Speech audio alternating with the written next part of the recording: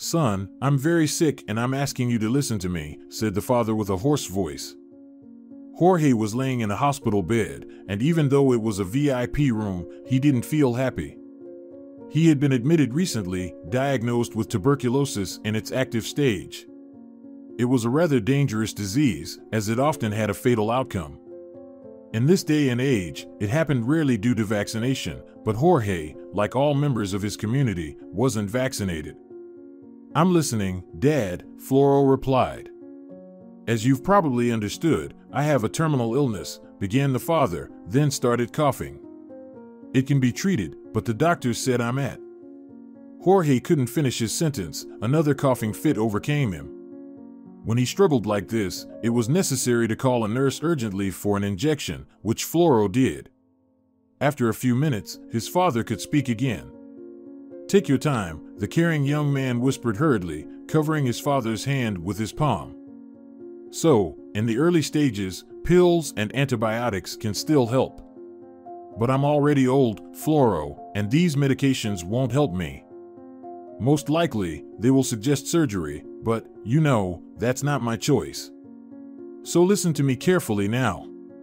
His son nodded understandingly. "Your mother and I," Jorge nodded his head back to the woman sitting beside him. The man cleared his throat once more and continued. "Sophia and I want you to get married, son." Jorge didn't continue. As he saw his son's eyes widen, it was clear that he didn't like this statement at all. His eyebrows furrowed and then relaxed again. He was upset. However, as an obedient son, he didn't say anything. "We've already found a nice girl for you," the father continued, realizing that his son was trying to be patient. Floro's gaze shifted to his mother. She was smiling and trying to support her son, gesturing for him to agree. But suddenly, he decided to change the family line of behavior. "No!" the young man exclaimed. "I'm definitely against this proposal. Son, please understand me, I'm an old man. I'm dying, and I want to make sure that my son chooses a wife according to our traditions and requirements," Jorge insisted. "A girl of our religion. And you know how hard it is to find a family here that is devoted to the Tao." Floro rolled his eyes and removed his hand from his father's. "Who is she?" the young man grumbled, clearly offended.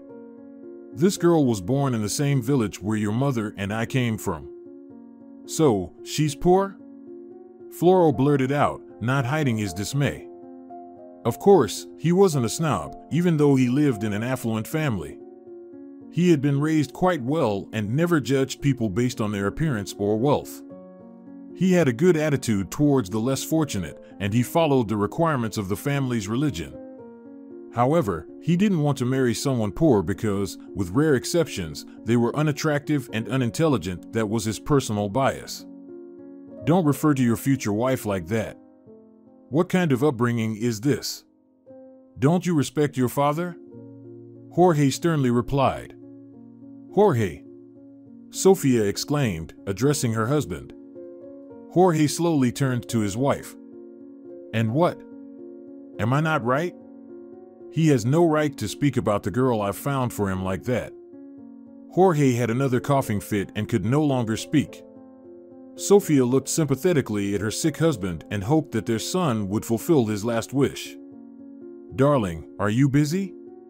the mother asked, entering Floro's study later that evening. He was sorting through some documents, and there was a terrible mess on the desk, as in the entire room. His mother never entered this place without asking because she knew her son couldn't be distracted when he was working. They lived in the same apartment, but it was very spacious and could easily accommodate 3 families at once. Floro's parents ran a flower business, had a chain of flower shops, and invested in stocks. Floro, in addition to his parents' income, was also involved in trading on the stock market. In the past, Jorge handled all family business matters, and his son had assisted him. However, when his father fell ill, Floro began taking care of everything himself. He was a clever and knowledgeable young man at the age of 23. He knew a lot about running a business, economics, and dealing with people. He really managed to handle all the issues in his father's absence. The flow of clients and income increased with each quarter, just as his accomplishments did. Sophia was proud of him. Although she never delved into these matters, her husband and son always shared their successes with her, and she was like the fairy of their cozy home. Sophia also had a passion for floristry and sometimes supervised the designers who decorated the shop windows. Occasionally, she even lent a hand, which brought her immense pleasure. Their family was strong, they supported each other and lived in complete harmony. Floro deeply loved his mother. She was gentle, attentive, caring, and, in general, possessed all the qualities of a good wife, mother, and homemaker. His father, on the other hand, was strict and demanding, but fair and kind. He never judged people unfairly, provided valuable advice, and occasionally imposed consequences for actions, believing that one shouldn't wait for life to teach Floro its lessons. The young man truly cherished his parents, and they had always supported him in all his endeavors, which brought him great joy. "Yes, Mom, come in," Floro replied without looking up. He was currently carefully examining some documents, intending to clear away unnecessary papers that were no longer needed. Sophia quietly entered the office and took a seat in the chair across from the desk. "I'm listening, Mom," he said affectionately. "I wanted to talk to you about the morning conversation with your father," the woman explained her intentions. Floro's expression immediately changed. He became more somber and dissatisfied. It seemed his mother noticed his grim look and added, "Don't be so skeptical about it. Your father and I only want what's best. Can't you see it? Please try to understand your father's perspective. He's dying, Floro, and he wants to arrange everything in your life to help you." "Help me? Does someone need help getting married? Why can't I find a girl I'll love? Who'll be the one, Mom? We and your father wouldn't be against that, but time is running out. You won't have time to find a girl of the same faith as ours, and that's what your father wants. It's crucial, my son. This is the story of our lineage, our ancient lineage, which we all take so much pride in. You must walk your life path with a woman who follows the Tao. I'm afraid you have no choice in this matter. Just imagine how many generations of our ancestors have adhered to this righteous faith, how much they suffered for it, and the long journey they undertook to bring Taoism here. We must honor and remember them, my son. Accept your fate, don't anger the spirits of our forefathers."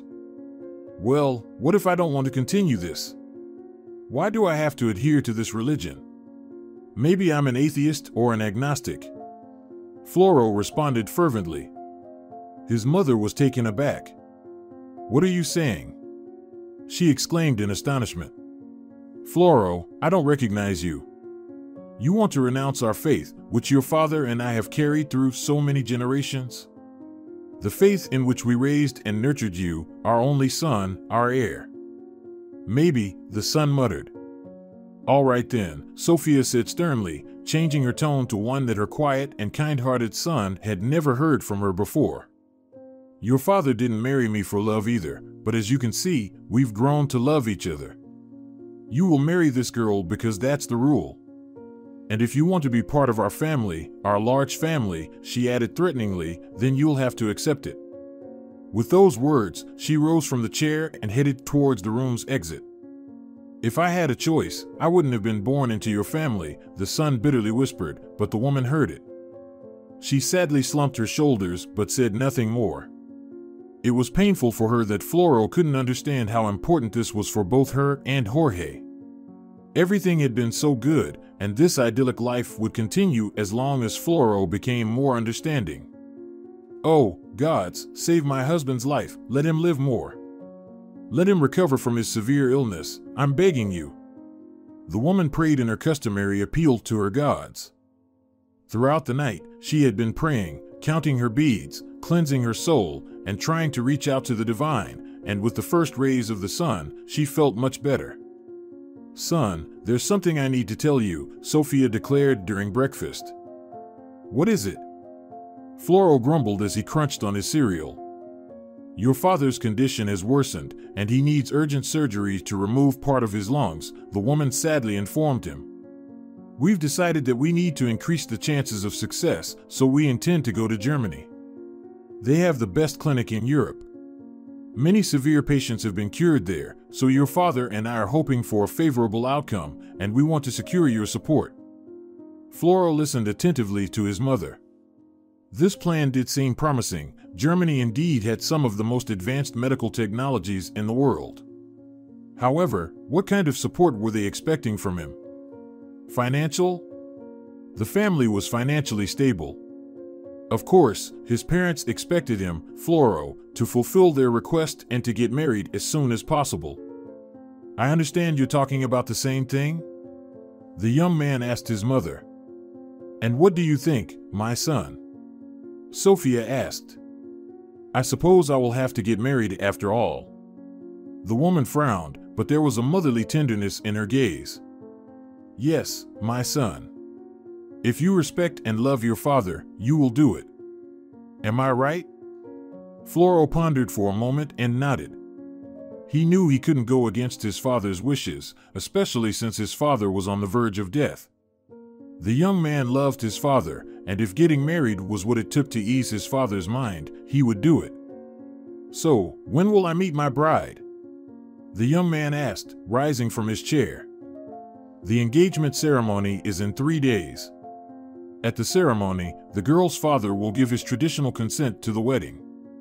You'll meet their family, and everything will be fine," his mother tried to reassure him. Certainly, that alone didn't provide much comfort to Floro, but he appreciated his mother's efforts. She genuinely wished him happiness and hoped that he would find love in this girl, whether immediately or eventually. The woman looked at her son with tenderness. He had grown up and become a true man, just as she had always hoped.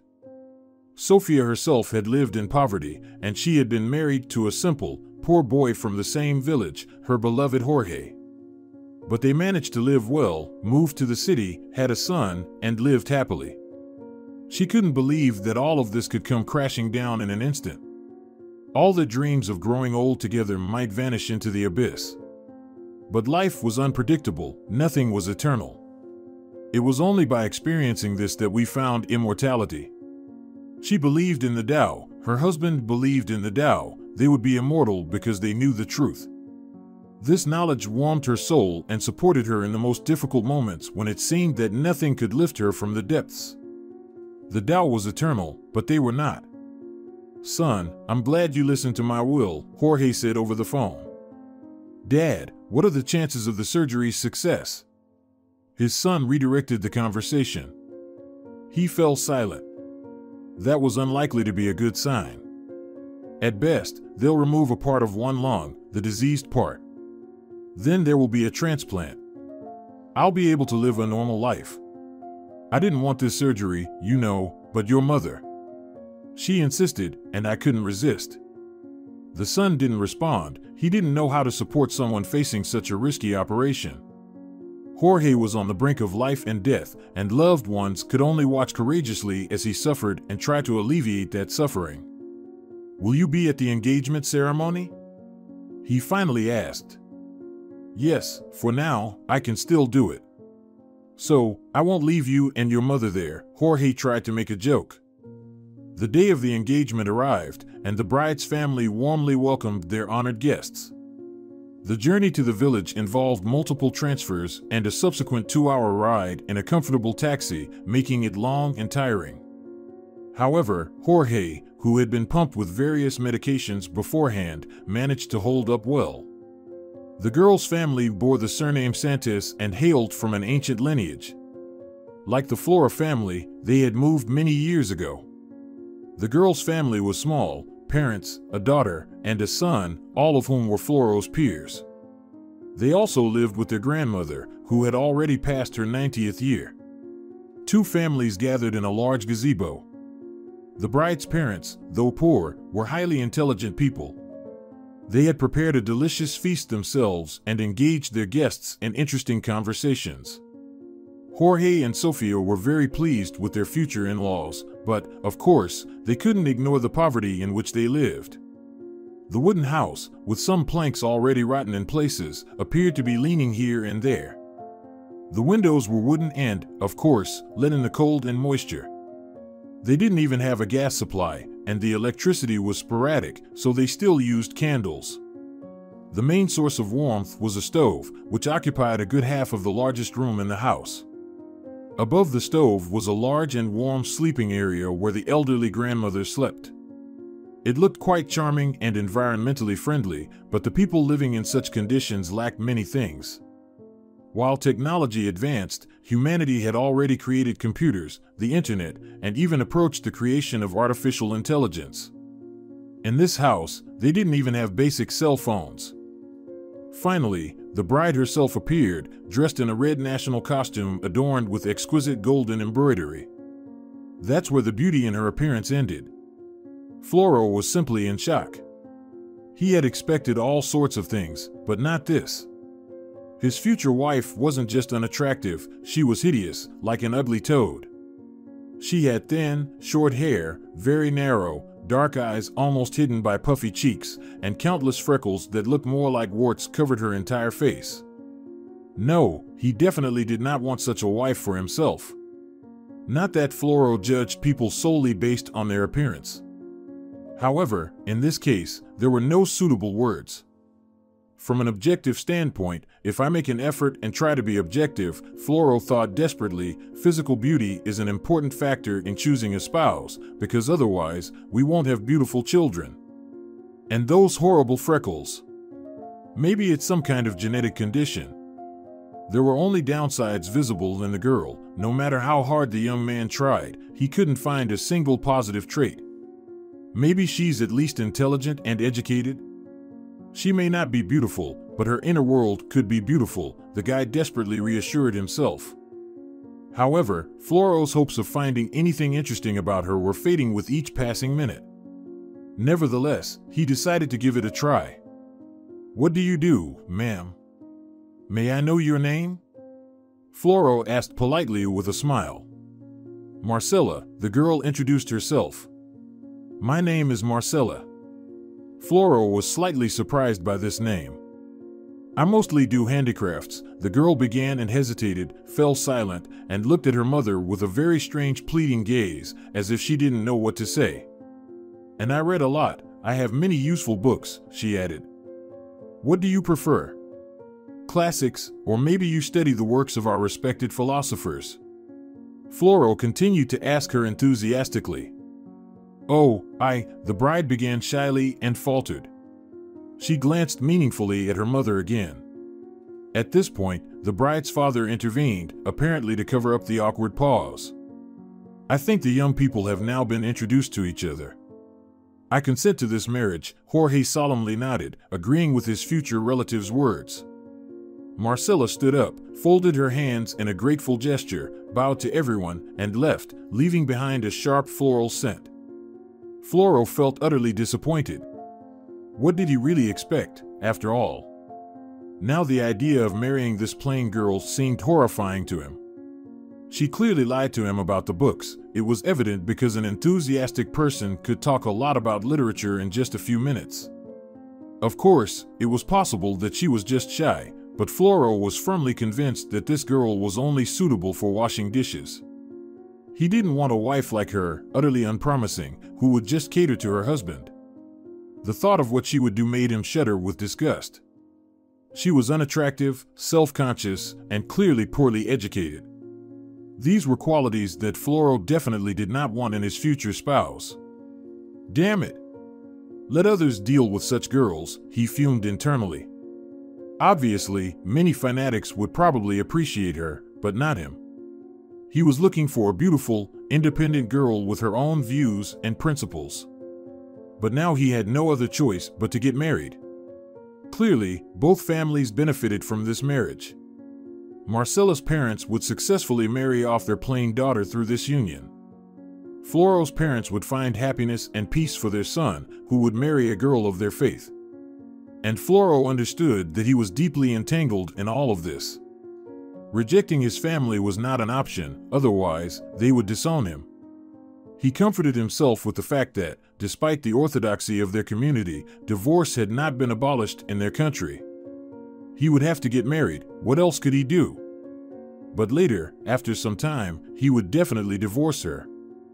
"Mom, please, I don't want to marry a girl I don't love." Floro made one last attempt when they returned home. Sophia was cleaning up after dinner, and Jorge was resting on the couch, reading a book, occasionally reminding them of his presence with a loud cough. "You'll endure it. You'll grow to love her," his mother sighed. She was clearly tired of these conversations. She understood how difficult this step was for her son. Sophia remembered her husband, who also tried to escape from their wedding until the last moment. But in the end, they got married and lived happily. "You can endure anything in this life," she continued. "You don't know what she'll be like in marriage. Don't despair right away. What if I refuse to marry this girl? That's not even up for discussion. But if you decide to do that, you'll forever ruin our family relationships. You must understand that they're doing this for money." Floro pleaded. "They need the money, yes, that's undeniable. And we need a marriage with a pure girl of your faith. That's the will of your father, and as a son, you're obligated to fulfill it." "You're absolutely right, Sophia," the man from the other side of the room said. Sophia finished washing the dishes, wiped her hands on a towel, and smiled at her son with tenderness in her eyes. "Darling, I'm sure you're very wrong in your prejudices. You'll see that your father and I have found a wonderful match for you." Floro nodded dejectedly and went to his room. As he was entering his bedroom, he overheard a hushed conversation between his mother and father. He decided to eavesdrop on their conversation cautiously. "Jorge, is this really necessary?" Sophia asked, worried. "Sophia, while I'm alive, I must see our son married to a woman of his faith. Yes, maybe I won't see my grandchildren, but I'll be at peace knowing that our son has a worthy woman with whom he'll continue our lineage," Jorge replied firmly. "Didn't we rush into this? We always wanted him to marry for love. Aren't we hurrying to find him a good match, a girl who deserves him? Did I raise him to have such an unhappy union? We made our own path, Sophia. We got out of that small town, and we prospered. I believe our son, if we raise him to be a true man, can provide the same good life for his wife and then his children. What if we're making a mistake? We'll make our son miserable, Jorge. I don't want him to resent us for the rest of his life," the woman cried. "I understand your concerns, dear, but please trust me. Everything will be fine with him." In the following minutes, he heard only the bitter sobs of the mother. He had no idea that his mother was so worried about him. She truly wanted the best for him. It made him reflect on many things. Was his mother willing to make her own son unhappy for the sake of some faith? Why was it so important to her? It's worth noting that the young man never showed much interest in Taoism. To him, any religion seemed strange, artificial, and utterly unnecessary. People invented their own gods, and each nation considered its own gods to be the only true ones. Nonsense. People needed a higher purpose or power to simply calm themselves and give meaning to their lives. Who would want to live life aimlessly, knowing that there was nothing at the end of it? Almost everyone needed to believe in something, or else humanity was doomed. But Floro, like most young people, was sure that there was nothing divine in the world. For him, science was the only God. However, because he loved his mother dearly from childhood, he pretended to believe that Taoism was not just empty words for him. He performed all the rituals and followed the traditions. Once, they even went to China to immerse themselves in Taoism, as it was the birthplace of this faith. And of course, there were countless more followers and Taoist temples there. However, as he grew older, he drifted more towards science, studied geology, helped his father with the family business, and paid less attention to his spiritual life. Of course, his mother was far from pleased with this turn of events, and she even forced him into a serious conversation one day. "You've been attending our school less, rarely visiting the temple, stopped meditating, and abandoned all the practices," his mother began. "Mom, you should already understand that I'm not interested in all of this," Floro interrupted the woman. "What do you mean, not interested? This is your faith. I want to dedicate my life to science, and there's no place for Taoism in it." Sophia brought her hand to her mouth in a tragic gesture. How could you dare say such things? Your father is also a prominent person in life and a successful businessman, but that doesn't stop him from following Tao. Have you forgotten the primary purpose of our existence on this earth? The world is full of religions, Mom, and each one claims to be the true one. But I doubt I'll ever be able to join any of them. It's all foreign to me. The woman sat down in an armchair and shook her head. No, Floro. If you reject your faith, you're rejecting me and your father. You won't have a family. Is that what you want? So, what does that mean? Are you ready to disown your own son in favor of your faith? If it's the path. We're just floating along the river of life, and if you renounce me, I won't resist. Resistance is a path to nowhere. Floro shook his head and left the room. He loved his mother and father very much, but at the same time, he hated everything related to this darned religion. He considered it madness. Denying death, denying the natural course of things, and denying nature itself wouldn't bring immortality. Our spirit wouldn't be transferred to the souls of our children, we would simply die. There would be emptiness beyond the end. However, after thinking it through, he made a wise decision. Mom, I'm sorry for everything I said. I was wrong, and I'm willing to continue embracing the faith, Floro told his mother. She genuinely smiled. She was very pleased that her son understood her and remained within the family and the religion. She couldn't bear to oppose him, and she was immensely happy with her son's decision. On the other hand, Floro was terribly disappointed that he would have to pretend and follow his parents' wishes for most of his life. He just couldn't afford to leave them. They had done so much for him and invested so much in him. Floro felt obligated to repay their love with respect for their faith. It was a sign of gratitude and respect for their hard work. The next morning was very difficult for the young man. After overhearing his parents' conversation the previous day, he felt uneasy. Floro felt extremely awkward during breakfast, which passed in complete silence. Finally, his mother spoke up. Floro, your father, and I have some news for you. Floro immediately tensed up. This didn't bode well. His mother usually used this phrase to prepare others for a serious conversation. As you know, your father needs surgery, she began from afar. We thought we still had some time, but unfortunately, we don't. We have to leave for Germany tomorrow. Tomorrow? Floro exclaimed. Yes, Jorge chimed in. But don't act like a spoiled girl and get married. The engagement has already taken place, and I expect obedience from you, not disgrace. Jorge. Sophia turned to her husband indignantly. The woman looked at her son and smiled. Dear, your father wants to say that you'll have to get married without us. We won't be able to attend your wedding. Floro's eyes widened in astonishment. Not only did he have no desire to get married, but now his parents wouldn't even be present on the big day. Anger boiled inside him. You don't need to worry, I won't get married. The young man blurted out. Jorge slammed his fist on the table as hard as he could. Sophia flinched, and then she herself was on the verge of tears because her son's statement shocked her. Floro, sunshine, what are you saying? Sophia asked, covering her son's hands with her warm, little palms. However, Floro glared angrily at his mother and pulled his hands away from her embrace.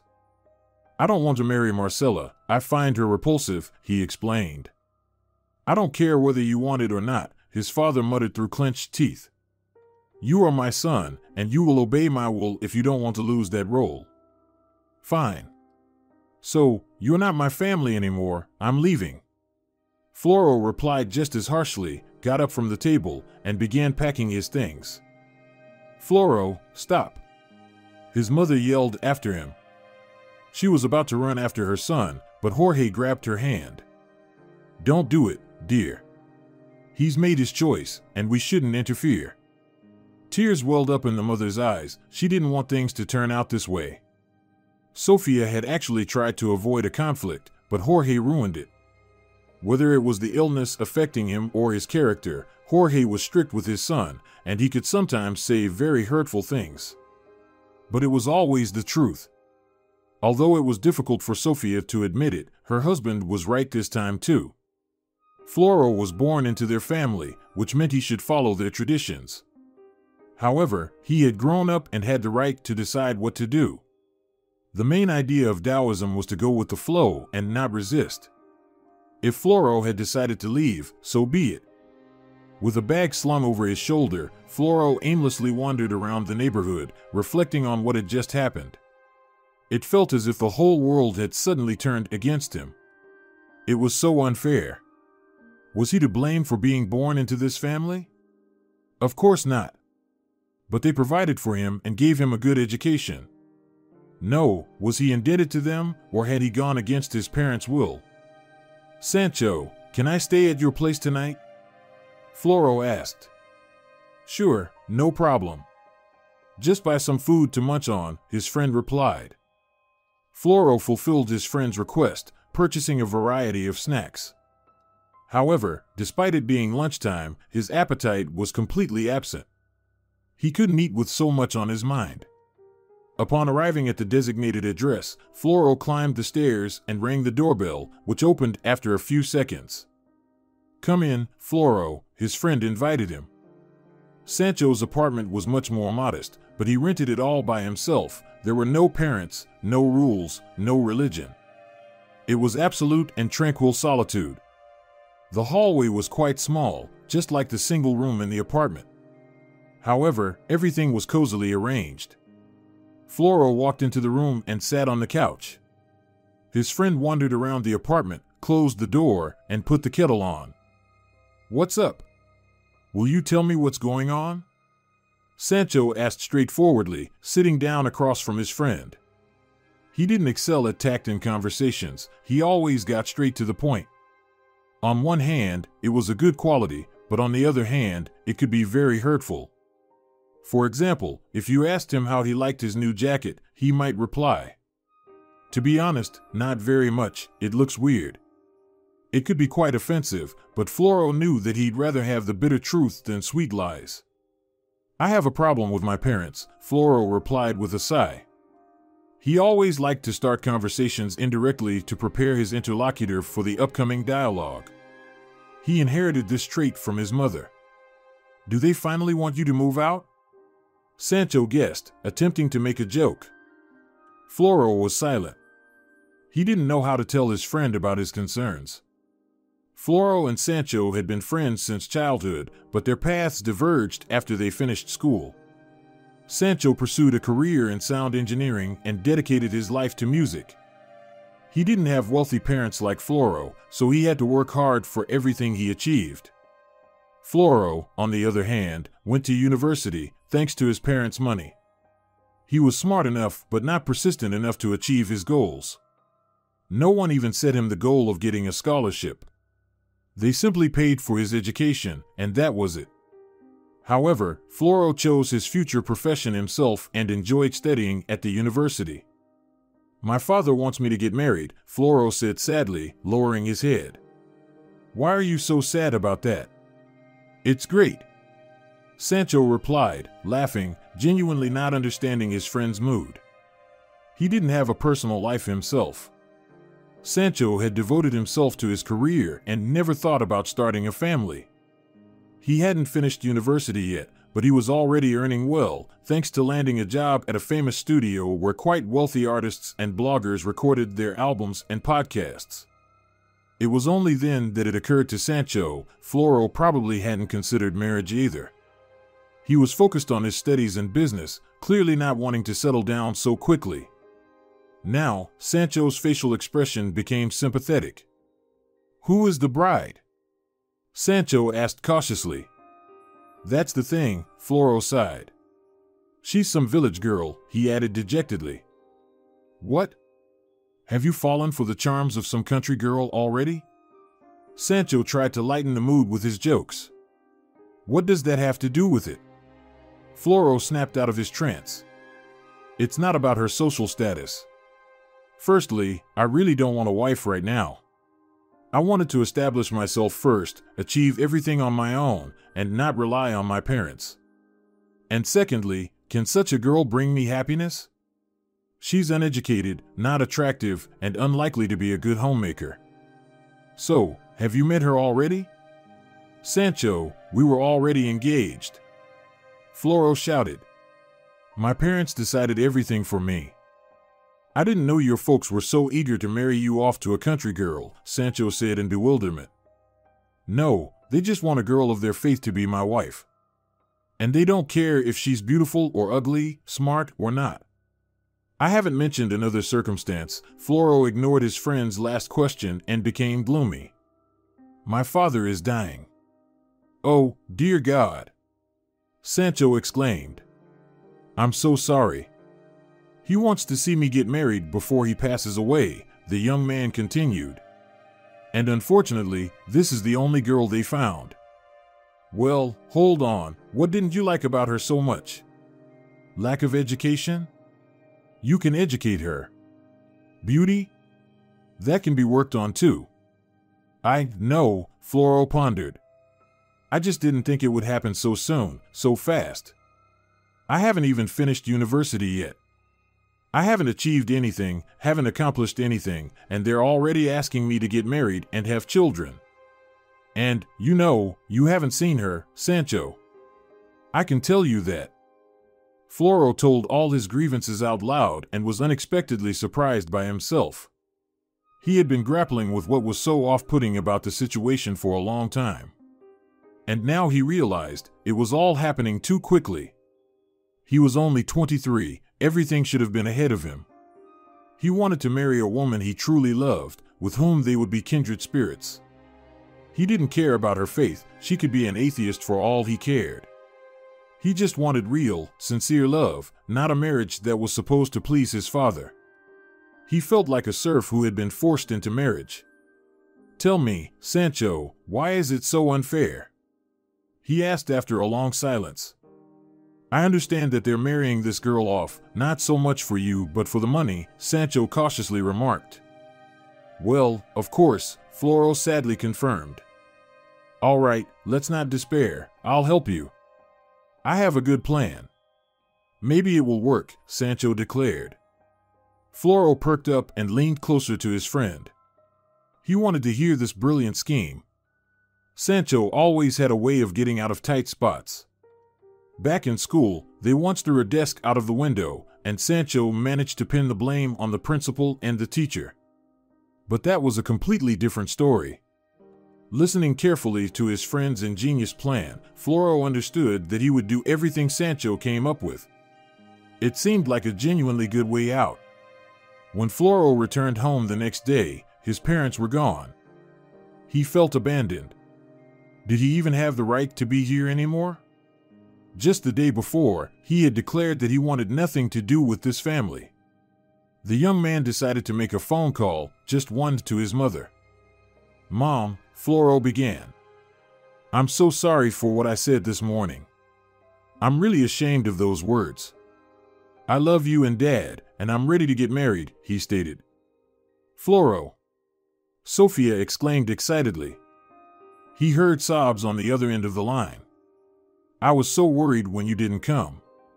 Please forgive your father. I got it, by the way, how is he? Her son interrupted. He's having surgery in 5 days. We're getting some tests done now. Okay. An awkward silence followed. Sophia was the first to break it. Floro, we didn't have a chance to talk about the wedding. Since time is running out, we decided to hold it for a week. As we said, your father and I won't be there, but we'll be with you in spirit. I understand, Mom, he replied somewhat indifferently. He wasn't very interested in the details, his plan was focused on something else. They talked a bit more about each other's well-being and said their goodbyes. Now Floro had to wait for the wedding day. He hadn't prepared for it at all, unlike the bride, who was picking out jewelry and trying out hairstyles. Her family was busy organizing the event, but Floro's relatives were contributing financially. Floro himself continued with his business and studies, and his life went on as it had before. Finally, the appointed day for the ceremony arrived. All week, the young man had been struggling with conflicting emotions. But he had purchased a plane ticket and flew to the event. He had turned off his phone a couple of days before the flight because he was still furious with his father and didn't want to hear his final instructions constantly. The wedding, just like the engagement, took place in a remote, sparsely populated village. More precisely, near one. Endless fields, framed by a forest, surrounded the area where the ceremony would take place. The temple where the wedding was to occur was small but quite beautiful. Many people, mostly from the bride's side, came to the ceremony. The groom's parents didn't have as many friends and relatives because most of them had either passed away or had long ceased contact with their wealthy city kin. When Jorge and Sofia moved to the city and started their business, communication with relatives and friends dwindled as they were envious. Floro arrived at the wedding venue in an old, dirty, and weathered car. He had struggled to find and rent such a beat-up vehicle from a local car rental service for just one day. Some of the guests were in shock at his arrival. No, it was more than that. They were astounded, not just by his mode of transport. As Floro entered the temple, he was met with many surprised looks. Everyone present immediately began to whisper and gossip. The young man's appearance had caused quite a commotion. Contrary to the expectations of the assembled guests, the groom had arrived at the ceremony dressed as a homeless person. He wore a torn pink t-shirt and beach shorts in the same condition. Everyone wore a crumpled blue jacket with red hearts, which had clearly been patched up numerous times. His feet sported hole-ridden white sneakers, or rather, they had been white at some point. His hair was tied into a messy, short ponytail. Floro had deliberately chosen the most dreadful and bizarre outfit for himself. It had been quite a challenge, and the vendors had gazed at him with puzzled eyes. How could such a dignified man, who had come to the market in a designer suit, purchase something like this? But it was all part of the plan, aimed at the disapproval of the guests and their discontented whispers. Some didn't even bother hiding their clear displeasure with the groom's appearance, standing up and leaving the ceremony in protest. One man even dared to ask what this stranger was doing in such a sacred place. To this, Floro cheerfully replied that he had come to get married.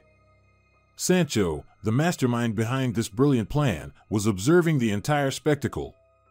When almost all the guests had taken their seats and were looking at the groom with eyes full of anger and disappointment, the young man stepped forward and said, "Dear guests, I understand your disapproving looks, but there's a very simple explanation for my appearance. My parents have gone bankrupt." Loud exclamations, animated discussions in the corridors, and lively whispering among the guests followed. Floro gazed triumphantly at Sancho. Finally, this story was over. Yes, most likely, his parents would never forgive him for such humiliation, but now he was truly free. However, at that moment, the doors of the temple suddenly swung open, and a choir sang an unearthly, almost angelic melody. Floro looked with a smirk at his bride, who was approaching him arm in arm with her father. Although she was covered in traditional attire, she surely must have seen her groom's astonishing attire. Her father, accompanying her, was simply furious, but he continued to lead his daughter towards the altar. Perhaps they desperately needed the money, and they were willing to endure any treatment of Marcella. Floro couldn't see her face, but he suspected that what was happening horrified her. Finally, the astonished priest, who was no less shocked than the others, took his religious items, muttered something, and gestured for Floro to remove the bride's covering, and he did it. Oh Lord, what he had just seen! His audacious smirk instantly vanished from his face, replaced by an expression of complete shock and astonishment. There was a different girl right before him, with clear, bright eyes of unbelievable beauty, eyes in which one could drown forever and never regret it. Yes, indeed, she was nothing like the plain girl he had seen at his engagement. This bride was simply enchanting. Beautiful chestnut curls cascaded onto her shoulders, long, thick black lashes framed her bright, inner-glowing hazel eyes. Her skin was fair, delicate, and porcelain-like, and flawlessly flawless. And those lips! Oh, they begged to be kissed immediately. Floro felt like lightning had struck him. He was head over heels and irrevocably in love. He had never believed in love at first sight before, as it meant falling for appearances rather than substance, but what he was feeling now was impossible to describe any other way.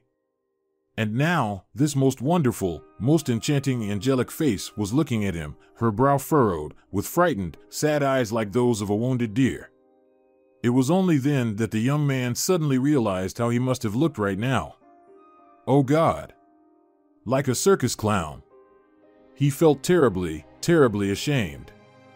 He couldn't even begin to imagine what this beautiful girl must be feeling at this moment. She was being sold under the guise of true faith, and now her groom turned out to be a complete idiot, publicly humiliating her. Floro wished he could disappear into the ground. But on the other hand, how could he have known this bizarre switch would happen?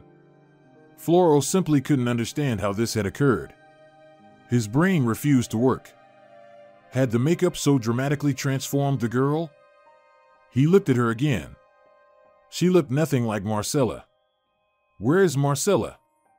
Floro exclaimed in amazement and turned to the girl's father. The father seemed completely immobilized by the disgrace that had just befallen their family. To marry off their daughter to such a lunatic clown who had no respect for their faith. The bride's father remained silent, his face turning beet red, and it was the mother who answered, her eyes filled with anger. "This is Marcella, young man," she said, glaring at Floro with venom. She was seething with anger. If it weren't for the crowd of guests, she would have pounced on that bastard and torn his face to shreds. "You mean to tell me I'm blind? This is definitely not Marcella," protested Floro, who no longer cared what anyone said or thought. In a fit of anger, the girl's father clenched his fists and was about to strike the audacious intruder, but his wife stopped him with a gesture. The man gritted his teeth and held back, while the woman spoke firmly and emotionlessly. "What you saw, fool, was a simple substitution. Haven't your parents taught you our traditions? Everyone knows this, for the sake of the great gods. The groom shouldn't see the bride before the wedding. During the engagement ceremony, they always present a substitute, usually the ugliest girl they can find, so that evil spirits cannot envy the young couple and ruin the wedding. But in your case, it seems they succeeded. This is our real Marcella, a beauty, a smart girl, our beloved and only daughter, the hope of our family and our entire community."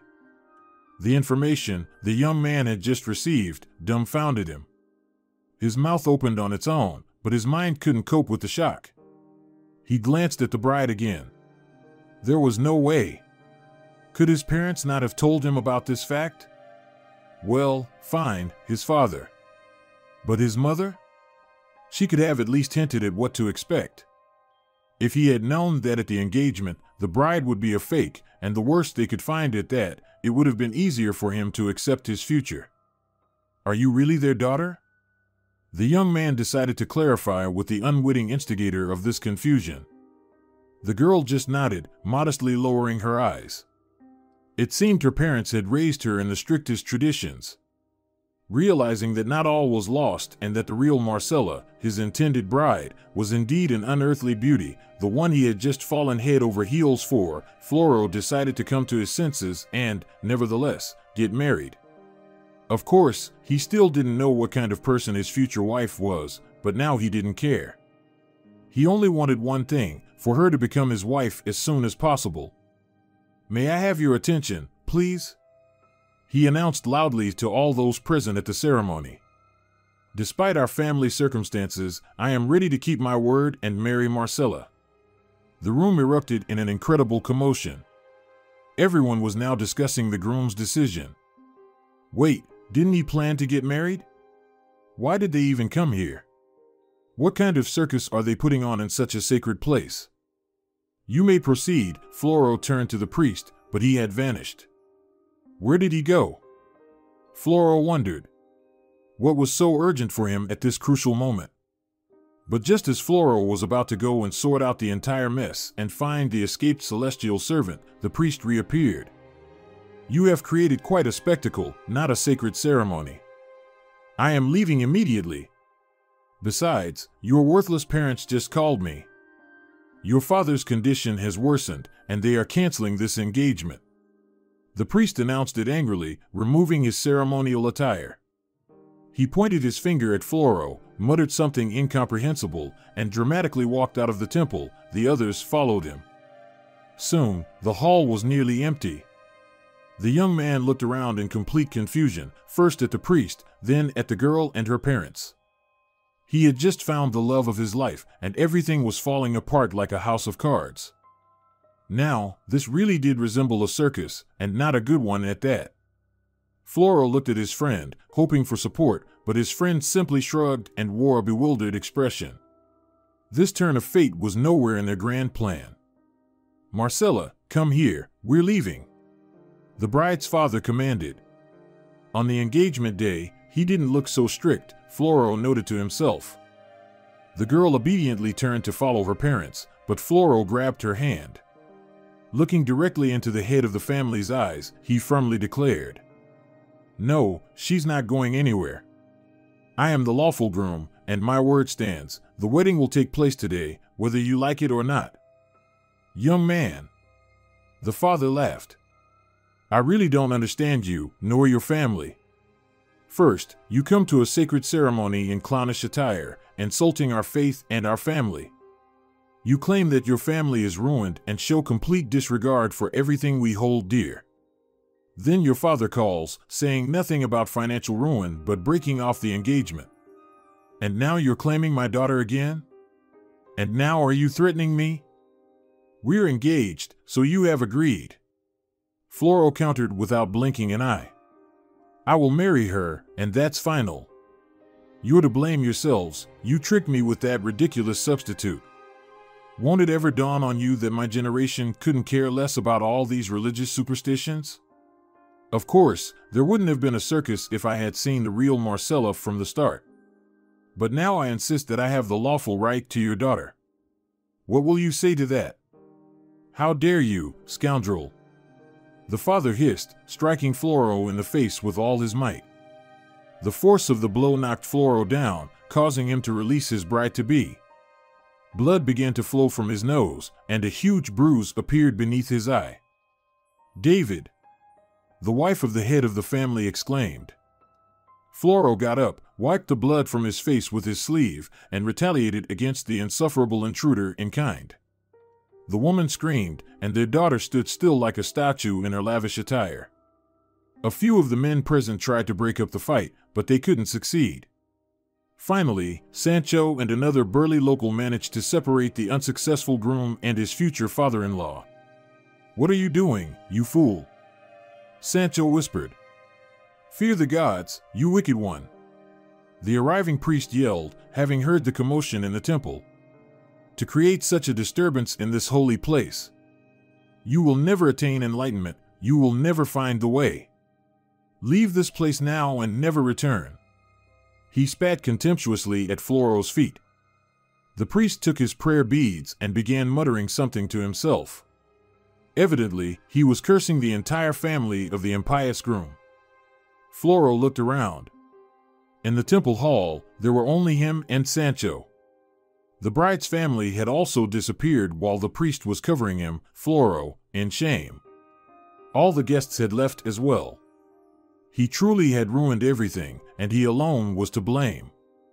Yes, initially, that had been their clever plan, to come in such a disheveled, inappropriate appearance, claiming his family had gone bankrupt. But everything went awry when Floro saw his bride. He had fallen in love, there was no doubt about it. But now, relations with her parents were forever damaged, along with those with their priest. Besides, the entire community, all the people who had come to this solemn event, were deeply disappointed and unlikely to attend his wedding ever again. Yes, and would there even be a wedding now? Floro had serious doubts. However, he was firmly convinced of one thing: at any cost, Marcella would be his wife. He was ready to elope with her, kill for her, and do anything, just to make her his own. A murderous expression froze on David's round face. He truly wished for someone's death.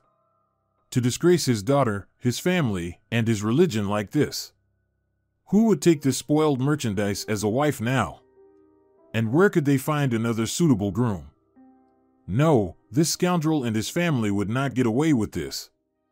Yes, they might be wealthy, and they might have the right connections. But David had honor and dignity, and he had his faith. He would uphold his daughter's good name and save his family from such a terrible disgrace.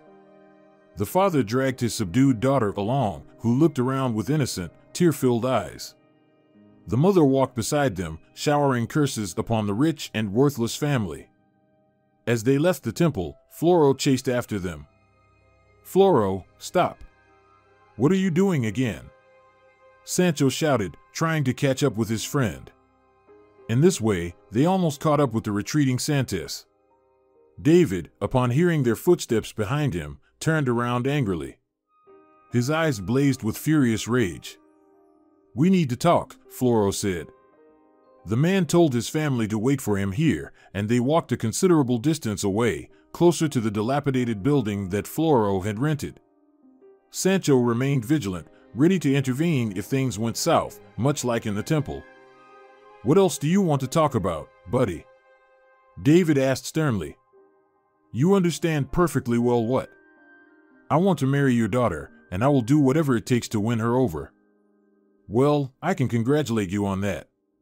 You've already done everything to ensure my daughter never comes near you again. Do you really think she can marry someone who raised a hand for her father?" Floro felt ashamed. He was claiming David's daughter and had beaten him in front of everyone in the temple.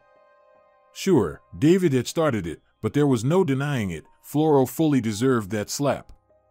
And if he thought about it according to their religious standards, that deserved even more severe punishment. Floro understood that his plan had failed and that he had made a monstrous mistake. "David, I understand your anger, but—" He began to apologize, but he was rudely interrupted. "But what? Do you really have any excuses for your behavior?" The man began to shout. "I didn't want things to turn out this way.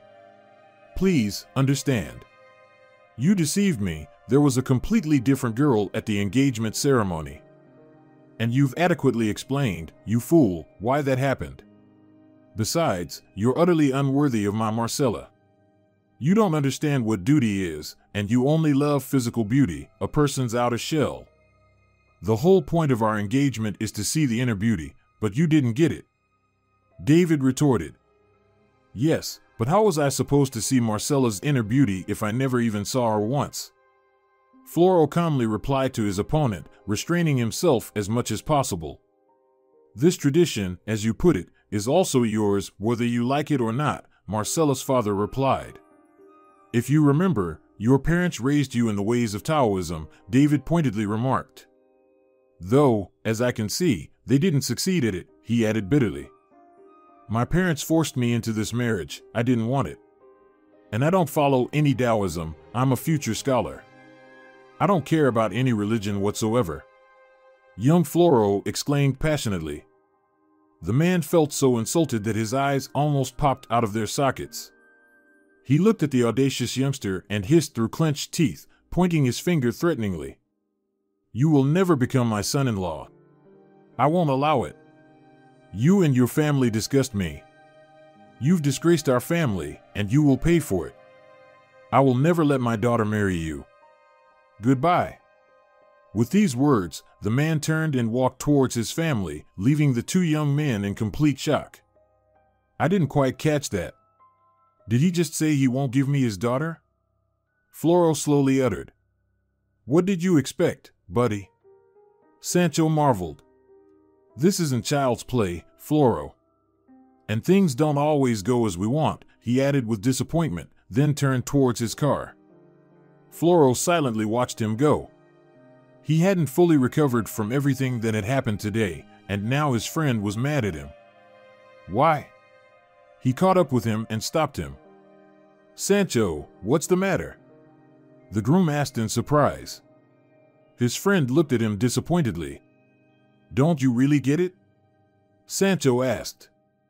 "No, buddy, explain. Do you think that just because you were born into a wealthy family, you can do whatever you want? That affluent parents will solve all your problems?" You're used to getting everything you want. But let me disappoint you, the world doesn't revolve around you. Sancho shouted. I've never heard anything like this from you before, Sancho. Are you envious of me? What's there to envy, Floro? You didn't get this beautiful damsel in distress? Or that you insulted Marcella's father and beat him, and now you're asking questions and genuinely don't understand why he won't give his daughter to you in marriage? You've become utterly arrogant, Floro. Not only did you completely disrespect your parents' wishes, but now you also think that after everything you've done here, someone will still want you. Wait, are you blaming me for what you suggested, you idiot? You helped me carry out this plan. And now you're shifting the blame? That plan certainly didn't involve a brawl and insulting your bride's parents. Oh, really? Do you want to know why everything went haywire? Floro raised his voice even higher. I fell in love with her the moment I saw her. Yes, Sancho, I'm head over heels in love with that girl. Wow, you're really mad. What kind of love is that? As that David guy rightly said, you just want a pretty doll for yourself. Love, Floro, is work, not a lustful look at a frightened girl. Even if she were Angelina Jolie, it wouldn't be love, you fool. Get lost. You're no longer my friend, Floro declared. And I don't want to be a friend of such crap like you, Floro. I hope we never cross paths again. Goodbye. With that, Sancho left the cursed place too. This day was supposed to be the happiest in Floro's life, but everything turned out completely the opposite. Now he hated this day, himself, his parents, the damn field, and the stupid temple. Why? Why didn't they tell him, he asked himself for the 100th time. As if to mock him even more, a torrential rain began to pour down. Floro cursed the whole world. Why such universal injustice to him? Everyone had rejected him, friends, the bride's parents, probably even his own parents, judging by the missed calls. He had no desire to answer them. They would be hurling accusations, quarreling, and sending curses just like the priest and Marcella's father did, even though they were the ones who had contributed to this mess. They announced they had changed their minds when their son was already holding his intended bride's hand. What nonsense! Did they really think they were saving him? Out of immense frustration, Floro kicked a large stone and yelled in pain. He remembered the beautiful face of the real Marcella once more. Oh, he would remember that look forever, a mixture of confusion and interest. He got into his car, caught up with Sancho, who had gone far ahead, and told him not to act like a fool and at least go back with him. The next day, they safely flew back to their hometown and went their separate ways. Sancho, who used to be as chatty as a magpie, didn't utter a word for the entire return journey. Floro, too, was sulking. His parents had called so many times that he simply turned off his phone. Maybe they had already arrived. However, upon entering the apartment, he realized that this wasn't the case. There was no one at home. Everything remained in its place, and only the withered, unwatered flowers seemed to reproach him. He had forgotten to leave the keys with the neighbor. How was his mother doing? She must be terribly worried. Floro decided to call her and find out the details of the motivations behind the horrific consequences of their actions. "Hello," came his mother's sleepy voice. "Hello? Is that you, Floro? Oh gods. Where have you been?" "Sorry, Mom," the young man apologized. "I saw that you called me many times, but I couldn't answer."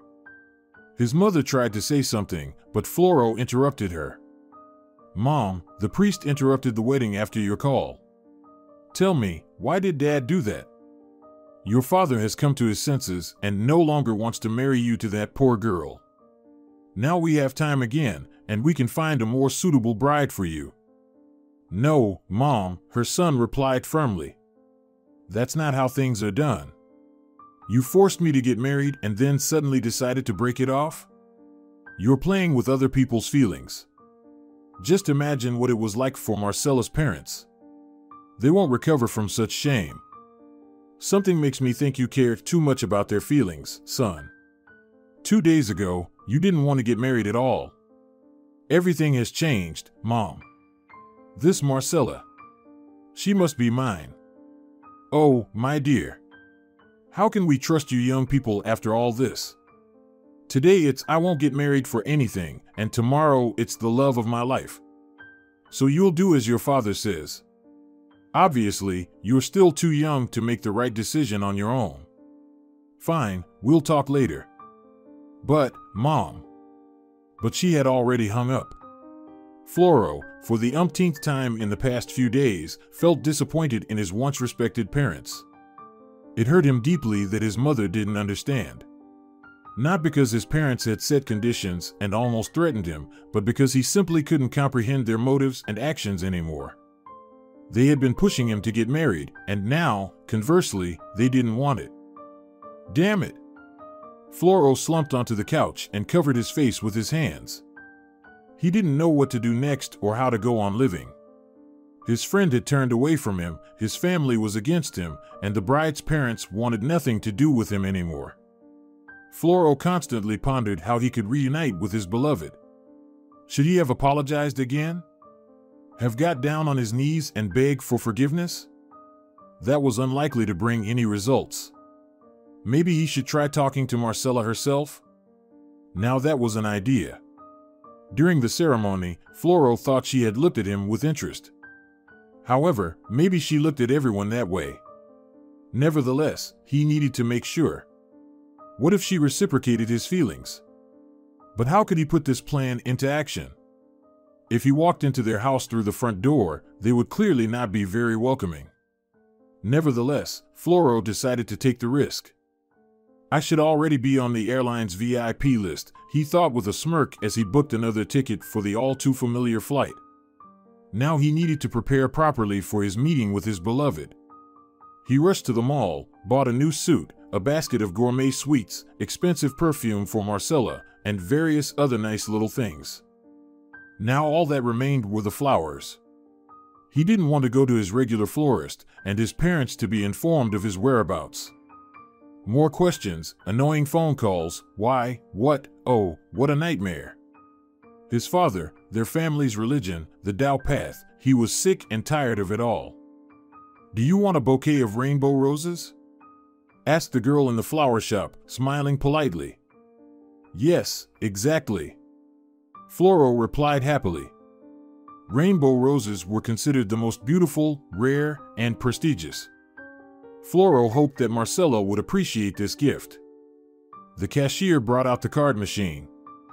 Please, go ahead, she said, adjusting the flowers in the bouquet. Floro swiped his card, but an unpleasant beep sounded. The girl looked at him questioningly. It didn't work. There must be some error. Let's try again, she suggested, pressing some buttons on the machine. Floro swiped his card again, and once more, that awful beep sounded. The cashier looked at the terminal, then at him. It seems your card isn't working, the girl stated.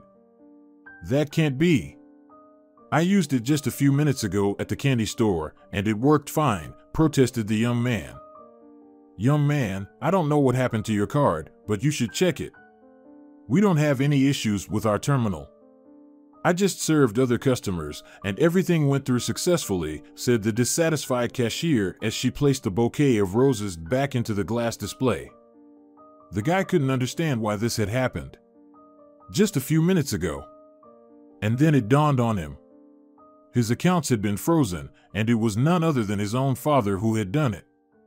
That's how he showed his love for his obedient son. Floro began to frantically dial his mother's number. He had no desire to speak with his father.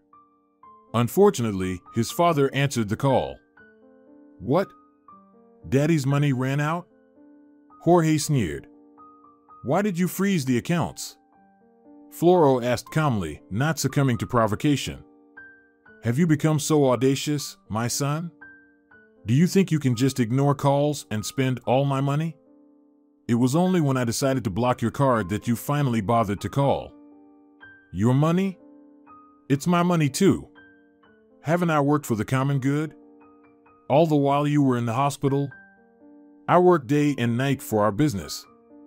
Floro left the flower shop, which had already begun to worry about his loud conversation, and looked at him with concern.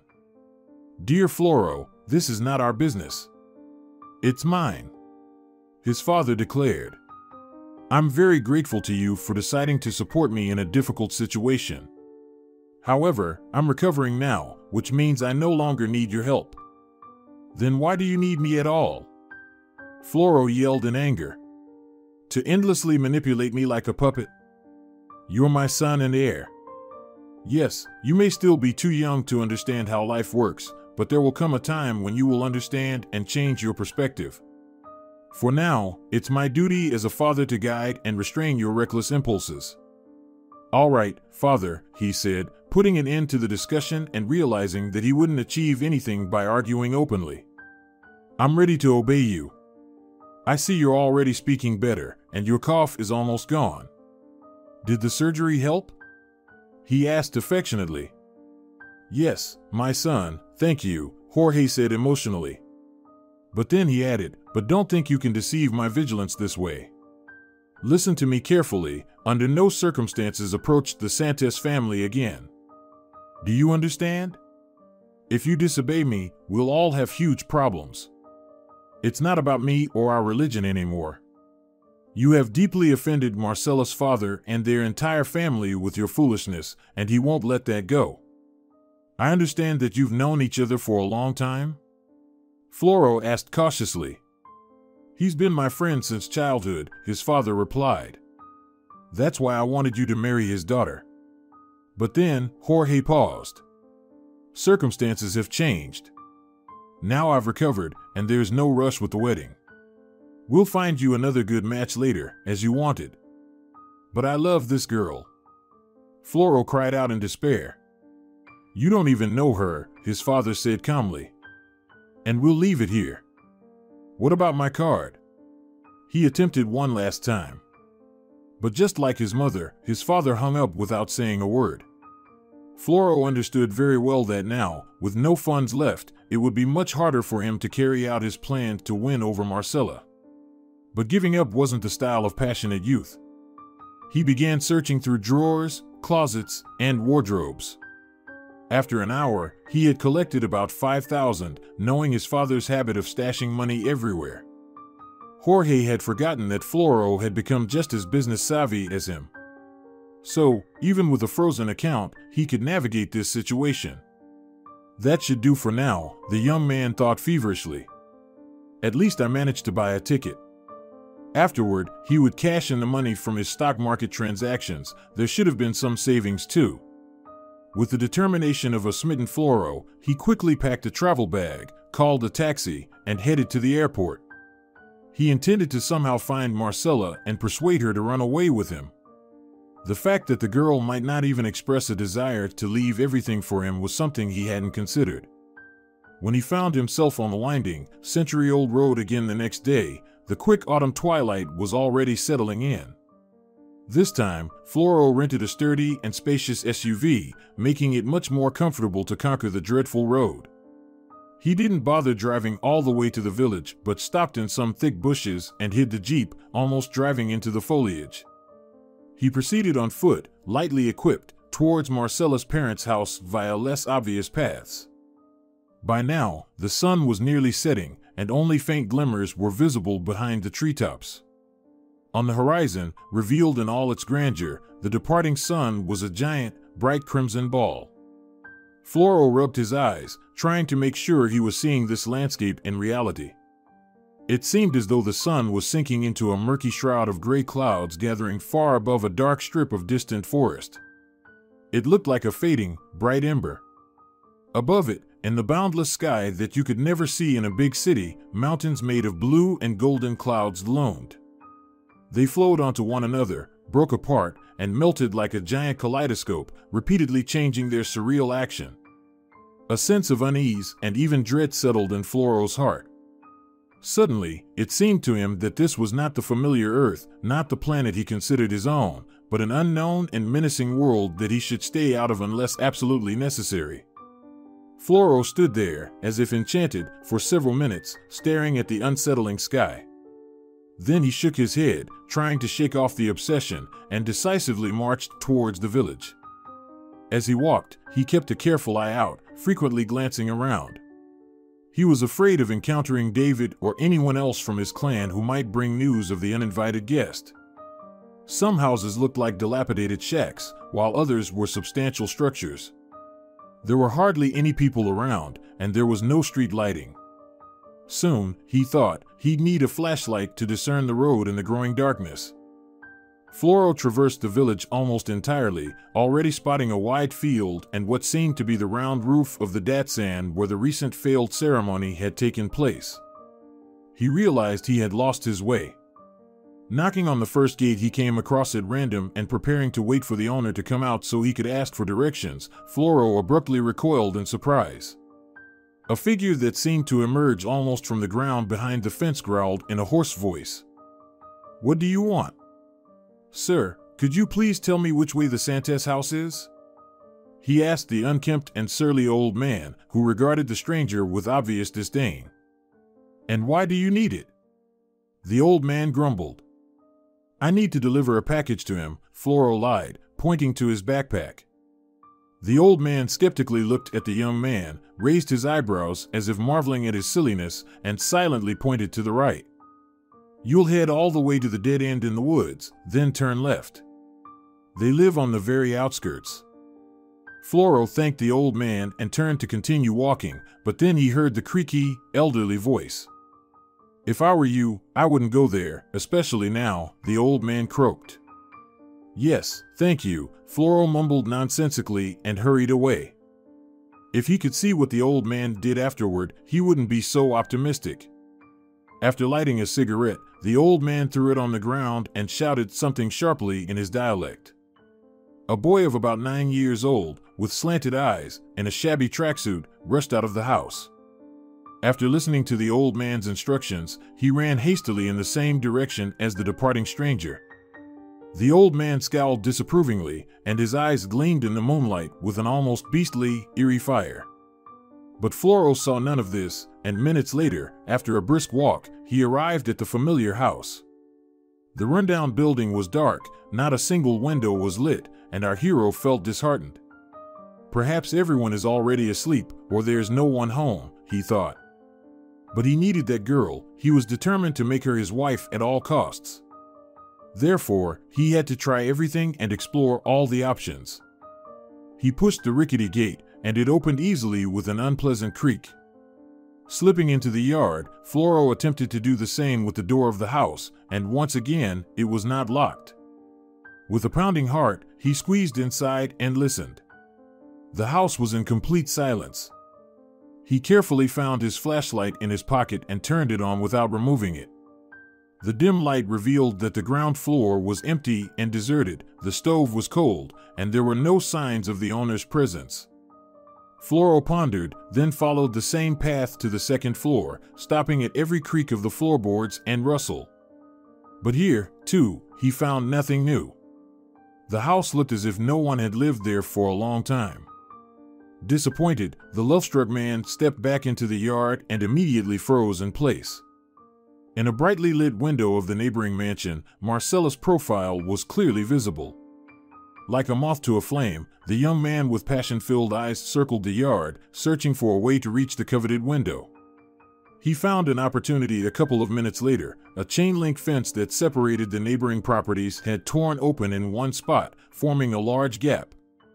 Ignoring the damage to his expensive clothing, Floro squeezed through the uneven hole and found himself in a well-kept yard, illuminated by street lamps.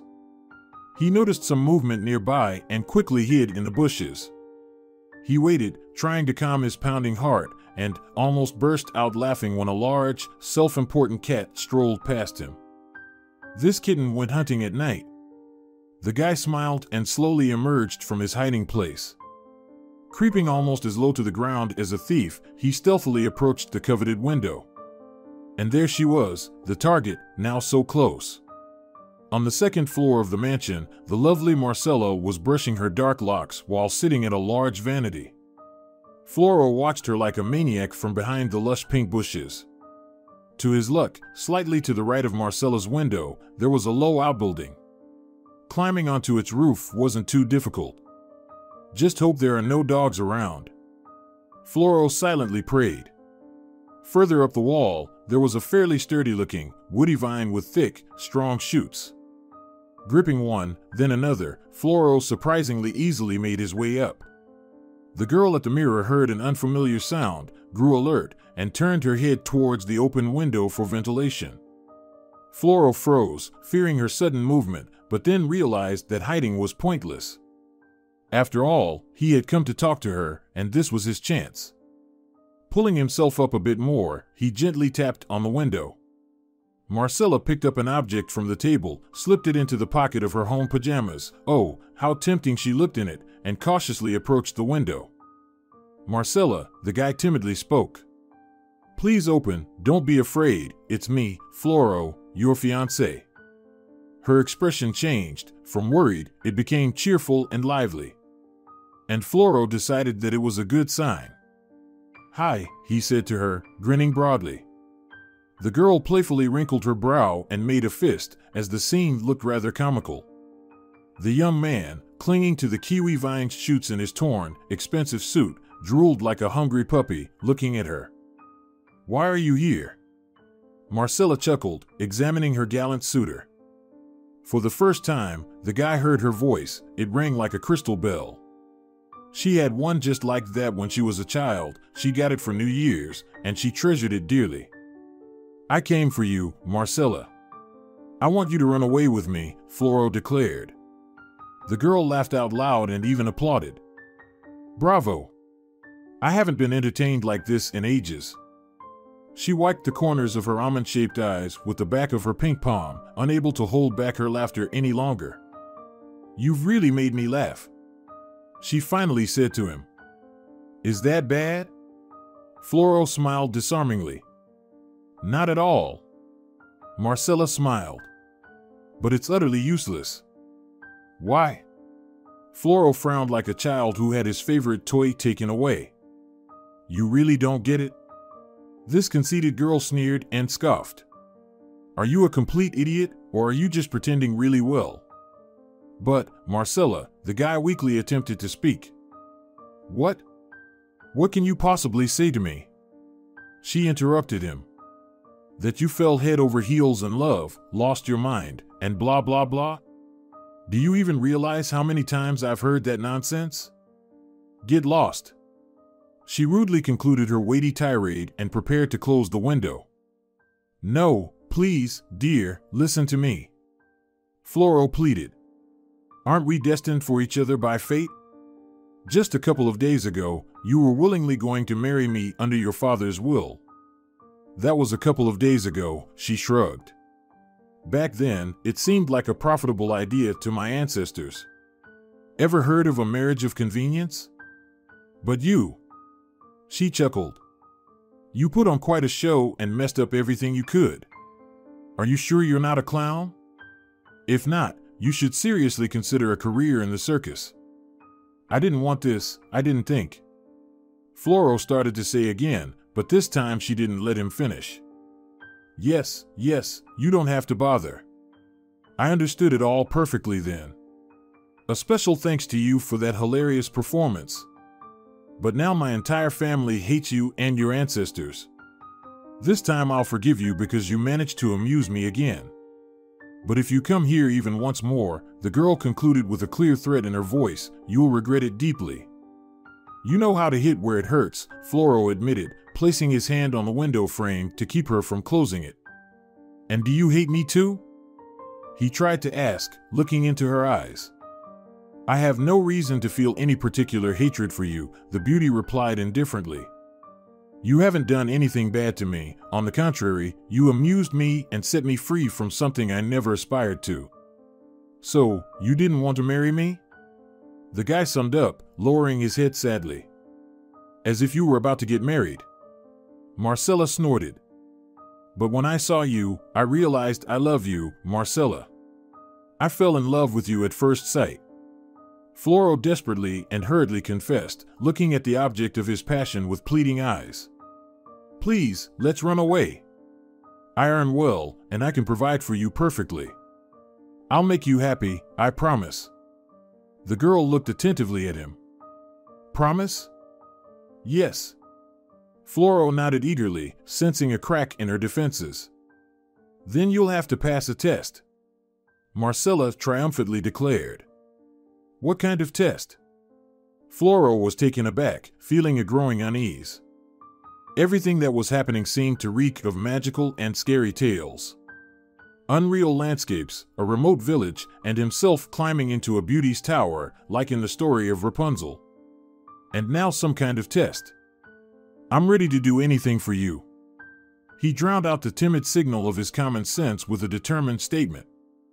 Excellent. Marcella smiled and squinted slyly. Then. She didn't finish that sentence before a strange sound, a guttural growl or grumble, came from below. It definitely didn't sound like a dog, and Floro cautiously counted to 3 before looking down. What he saw at the bottom made him feel nauseous. It was a tiger. A real, damn tiger, freely strolling around the property like in a circus arena. Marcella chuckled with disgust. Then get acquainted with my striped friend first. Don't worry, she said sweetly to Floro, who stared at her in disbelief, unable to say anything. I'll give you a head start. She leaned out of the window and yelled something like, Go away for now. Floro nervously swallowed and saw the predator lift its head, look at its owner, and make a meow-like sound, just like a big cat, before gracefully retreating. Oh my God! Floro sighed, feeling goosebumps all over his body. It's too early to relax. Marcella laughed cruelly. You have only about 5 to 7 minutes. Run! She suddenly shouted and poked him in the chest with her thin finger, which had a sharp, long, dark red claw at the end. At that moment, he felt her eyes glinting with a predatory look. But he didn't have time to register it in his memory because, out of surprise, he let go of the wooden vine, tumbled down to the very edge of the rooftop, and painfully struck his entire body. Ha ha! Marcella laughed from above. Run, you idiot! Floro managed to get up somehow, cast a terrified glance around, and hurriedly dashed across the lawn to a tear in the netted fence. From there, he dashed away, dirty and battered. He could still hear Marcella's distant, hysterical laughter. Her voice no longer sounded tender or like a crystal bell. He ran for what felt like a very long time until his chest felt hot and painful. Floro squatted down and tried to get some water from his backpack, but he should have never done that. The approaching ominous roar suddenly echoed around him, and the hapless knight, nearly petrified with fear, dropped his backpack and ran as if possessed, setting a sprinting record that would have surprised his military training instructor. He had no thoughts left in his head, just a pounding mantra, live, live, please, just live. He himself didn't know to whom this desperate plea was directed. Maybe even to the Tao or to the devil himself. He didn't care anymore. This mad pursuit was halted by a commanding shout. Stop! The tiger froze in its tracks, lazily yawning, and, flattening its ears, walked away, swaying its tail, in response to that stern voice. Floro also stopped, breathing heavily, his eyes wide, and his mouth gulping down hot air. Inside him, a real fire was burning, and he couldn't feel his legs at all. Don't be afraid, he's just a little fool, someone said off to the side, where the tiger had gone. Come on, follow me. Floro closed his eyes, squeezed his temples with force, and looked into the distance again, trying to focus on someone's figure, dimly visible in the light of a tall street lamp. There was something like a sign hanging on the lamp post. He didn't even attempt to read what was written on it. Well, to hell with it, thought the guy, who was about to run further to his car. Actually, he hadn't passed through this part of the village when he came here. But that didn't matter at all. The main thing was to get out of this damned place. To reach some safe civilization. And then he saw Marcella approaching him again. No, not the Marcella who had just set a wild beast on him, but the other Marcella, the one he had seen at the engagement party. Or is she not Marcella? No, for sure, this Marcella is called something else, probably. But what difference does it make? Floro's thoughts were racing, his mouth was dry. The approaching girl looked at him with regret and even a hint of disdain. "Come with me," she said decisively, pulling him by the sleeve. "Where? Why?" Still not fully recovering his breath, Floro tried to object. This way, she pulled him to a door under the lamppost and closed it behind her. Inside the room, it looked somewhat like a tavern. Loud contemporary music filled the air. The bartender, or whatever they called him here, wiped his glasses with a not-so-clean towel. Several people were drinking at low wooden tables, and a small group was playing backgammon. When they walked in, no one even glanced at them. The girl confidently turned into a dark corridor and signaled for Floro to follow her.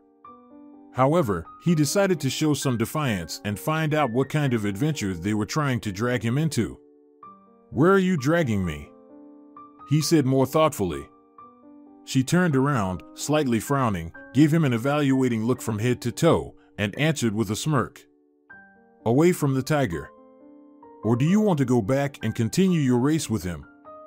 "No," he hurriedly reassured her and obediently followed her up another creaky wooden staircase. This one actually looked a bit better than the one that had wobbled under his weight in Marcella's parents' abandoned house. Finding himself in a small room that strongly resembled a hotel room, Floro looked around. Yes, it definitely resembled a hotel. The girl who had saved him from the tiger pushed him casually towards the door of a tiny bathroom. "Take a shower, I'll be right back," she said and left, seemingly locking the door behind her. But at this moment, Floro was just grateful for that. Anything was better than rushing in the darkness away from a terrifying monster ready to devour you. He shivered again as he remembered the recent deadly danger. He took a shower, enjoying the hot, refreshing streams of water, and dried himself with a clean towel. He discovered a bathrobe right away. There was nothing else to wear. What had once been an expensive Italian sports suit was now nothing but pathetic rags. When he came back into the room, he found that fake Marcella had returned with a tray full of various dishes. Floro couldn't quite tell what he was eating, but it was surprisingly delicious. Satisfied, he finally had the opportunity to get a good look at his rescuer. Of course, she was far from being as beautiful as Marcella, but she wasn't ugly either, as he had thought when he saw her at the engagement party. The ugly warts were gone, her face was smooth, her skin was flawless, and her eyes no longer resembled narrow slits. In fact, her eyes were quite nice. "Who are you?" he asked her in an odd manner. "Me? Claudia." "Thank you, Claudia. You saved me from that." He shuddered again, as if from a toothache. "Tiger. He's absolutely harmless," the girl assured him. "No more dangerous than his namesake from Winnie the Pooh. Remember that one? The one where Tiger bounces on his tail all the time and keeps bothering everyone with his utter stupidity?" An animated Floro laughed. "Yes, that's my favorite cartoon. I just loved it as a kid." He smiled warmly, recalling the many cozy evenings he had spent with his own mother, sipping hot cocoa with marshmallows and watching that very cartoon. "But, you know, this local predator. If it weren't for you," a shadow fell over his face again. "I'm telling you," Claudia patiently explained, as if to a child. "The tiger is still a cub, a silly little thing. He chases after everyone like a puppy. All he wants is to play." But Marcella ordered him. Floro objected in disbelief. "Marcella is just a spoiled brat." Claudia smirked. "She had a good laugh at you, that's all." "Where is that beast now?" Floro cautiously inquired, taking in the information. "Probably went back home," Claudia shrugged. "Everyone here knows him, and he knows everyone. He lives with the Santis in their menagerie, that's where he was born. He's as timid as a puppy, really." "The Santis have a menagerie?" Floro asked in disbelief. "Oh, they have a lot of things." Claudia chuckled again. "They're local rich folks, oligarchs." And she laughed at her own joke. But at the engagement party, Floro continued to puzzle over it. At the engagement party, they simply duped you like a bunch of suckers, the girl informed him. That cottage where you were is their great-grandmother's century-old house. But even she doesn't live there anymore.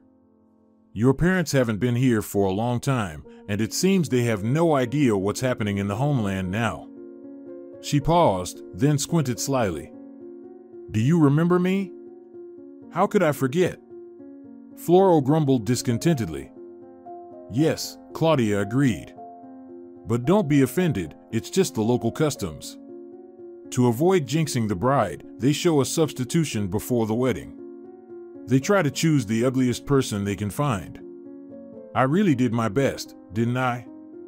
She said with a laugh. You did, indeed, Floro nodded. I fell for that damn circus, and in the end, look what happened, he said with annoyance. A second later, he realized how rude that sounded, but Claudia didn't seem offended at all. I'm sorry, I'm such a fool. He rushed to apologize. It's nothing, the girl reconciled with a conciliatory gesture, extending her hand. Let's make amends, she said like a boy. Floro liked this unexpected offer very much. Let's, he grinned and shook her little warm hand carefully. Suddenly, he felt awkward and quickly withdrew his hand, changing the subject. How much is it to rent a room here? Floro asked. $500 a night. But I can give you a discount, Claudia smiled. Thank you, not necessary, Floro replied dryly and casually tossed a 5,000 bill onto the table. No need for change, consider it a tip. So, is this how it's done by the city's wealthy folks? Claudia said, sounding offended and low. Thank you, she said politely, almost too formally, as she looked at him. Breakfast is served from 8 to 11, you can choose and pay for your menu at the counter. And she headed for the door. If you need anything, please ask the administrator. She slammed the door behind her and left the key on the table. Now Floro was truly ashamed. They had saved his life, and he was thinking about tips. However, fatigue got the better of him, and the tired and unlucky knight soon fell into a deep sleep, snoring contentedly on fresh, clean sheets. Floro was greeted by a bright morning sun, and as he opened his eyes, he immediately squinted, contorting his face. But a moment later, he burst into laughter, jumped out of bed, and headed to the bathroom. After a refreshing shower, he carefully shaved, looked at himself in the mirror with satisfaction, and winked at his reflection, thinking that life wasn't as bad as it had seemed to him the previous gloomy evening. He wondered why he had been so frightened of that little tiger cub. Now he felt ashamed in front of Marcella. The charming image came to his mind again. She's looking in the mirror, combing her luxurious curls. She's smiling, looking into his eyes. She's laughing infectiously, telling him about the trials. Why was he such a stubborn fool? Determined to try his luck again today, Floro left the bathroom, only to realize a simple yet unpleasant truth: he had nothing to wear. Yesterday's fashionable outfit was now lying in a trash bin, first ruined by the encounter with the wire fence and then by that dreadful chase. He furrowed his brow and looked around. At least the bathrobe was still there. He put it on and paraded downstairs with pride, completely oblivious to the time. His phone's battery had died in the car, and there were no clocks in the room. As he reached the front desk, which doubled as a bar, he found Claudia busy with some paperwork. Seeing him, she put on a serious and inscrutable expression and asked, "Can I help you with something? Breakfast won't be served for another hour. Claudia, please, don't be upset. I wasn't myself yesterday. I said all sorts of nonsense and didn't even thank you for your help. I'm truly sorry." He clasped his hands together in a pleading gesture and looked at her with the most puppy-eyed expression he could muster. All right, accepted. Her gaze softened, and she smiled, returning to her usual self. I'll find you some clothes now. Before Floro could reply, she had already disappeared somewhere and returned with a neat bundle in her hands. I think this will do. Floro thanked his savior and, holding the gift to his chest, headed back upstairs. The bundle contained nothing extravagant, an oversized t-shirt that looked like it had seen several years of use and a pair of well-worn sweatpants. But Floro had no choice. He hadn't brought spare clothing with him. He changed into the provided clothes, and with his new outfit on, he made his way back downstairs. He couldn't help but admire the agility of the administrator, who, now cheerfully humming a tune, was wiping down the counter and everything around it to a sparkling shine. She twirled like Cinderella, sweeping the floor with a tall broom, as Floro stood on the staircase for a couple of minutes, smiling and watching her slender figure. In the bright morning light streaming through two large windows, she seemed almost translucent and fragile, like a dandelion. Upon finally noticing his gaze, she blushed, lowered her head for a few seconds, and then hurried away, making a clattering noise with her mop. Floro approached the counter, trying to look serious, but his lips kept involuntarily stretching into a cheerful smile. After she returned, he said, "Claudia, you danced just like Cinderella from the fairy tale. You're really good at it." She smiled back and looked at him trustingly and lightly. Only now, in the bright daylight that stripped people of all pretenses, did he notice that his face was covered in tiny freckles. Even his deep brown eyes were adorned with charming light spots.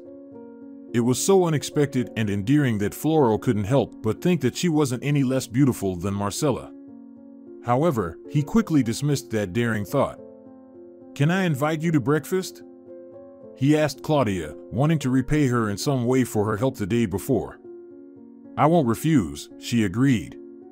"Although I've already eaten, I'd gladly have coffee with you." "What time does she wake up?" Floro wondered as he followed her to the breakfast area. They chatted and joked merrily over a satisfying and delicious meal, returning to the front desk with cheerful dispositions. "Well, I'm off," Floro bid farewell to the young woman as he picked up his bag from the room. "I'm going to try my luck again." "Are you going to see Marcella?" Claudia asked, looking rather serious. "Yes," he nodded. "I still hope she might change her mind and marry me." "Well, good luck to you." Claudia wished him and leaned over her journal. Floro stepped outside, shivering in the morning chill, and briskly headed towards Marcella's house. If he could see what Claudia was doing at that moment, he would probably be very surprised. She was sitting right there, her head resting on her hands, and her delicate shoulders shaking with silent sobs. "Dear David, I love your daughter with all my heart. I sincerely apologize to you, to your whole family, to your gods. If you let me." Floro stood by the open door of the Santos house, pleading with its head for over 10 minutes. David, still groggy but content, lazily scratched himself and regarded the young man with slightly less disapproval. Finally, he gestured for the boy to be silent. "Young man, if you are truly so infatuated with my Marcella, you will have to prove your devotion to us." "I'm ready. Anything you say." Floro exclaimed with enthusiasm, although he couldn't help but keep an eye on his immediate surroundings. Claudia had mentioned that they had quite a menagerie here.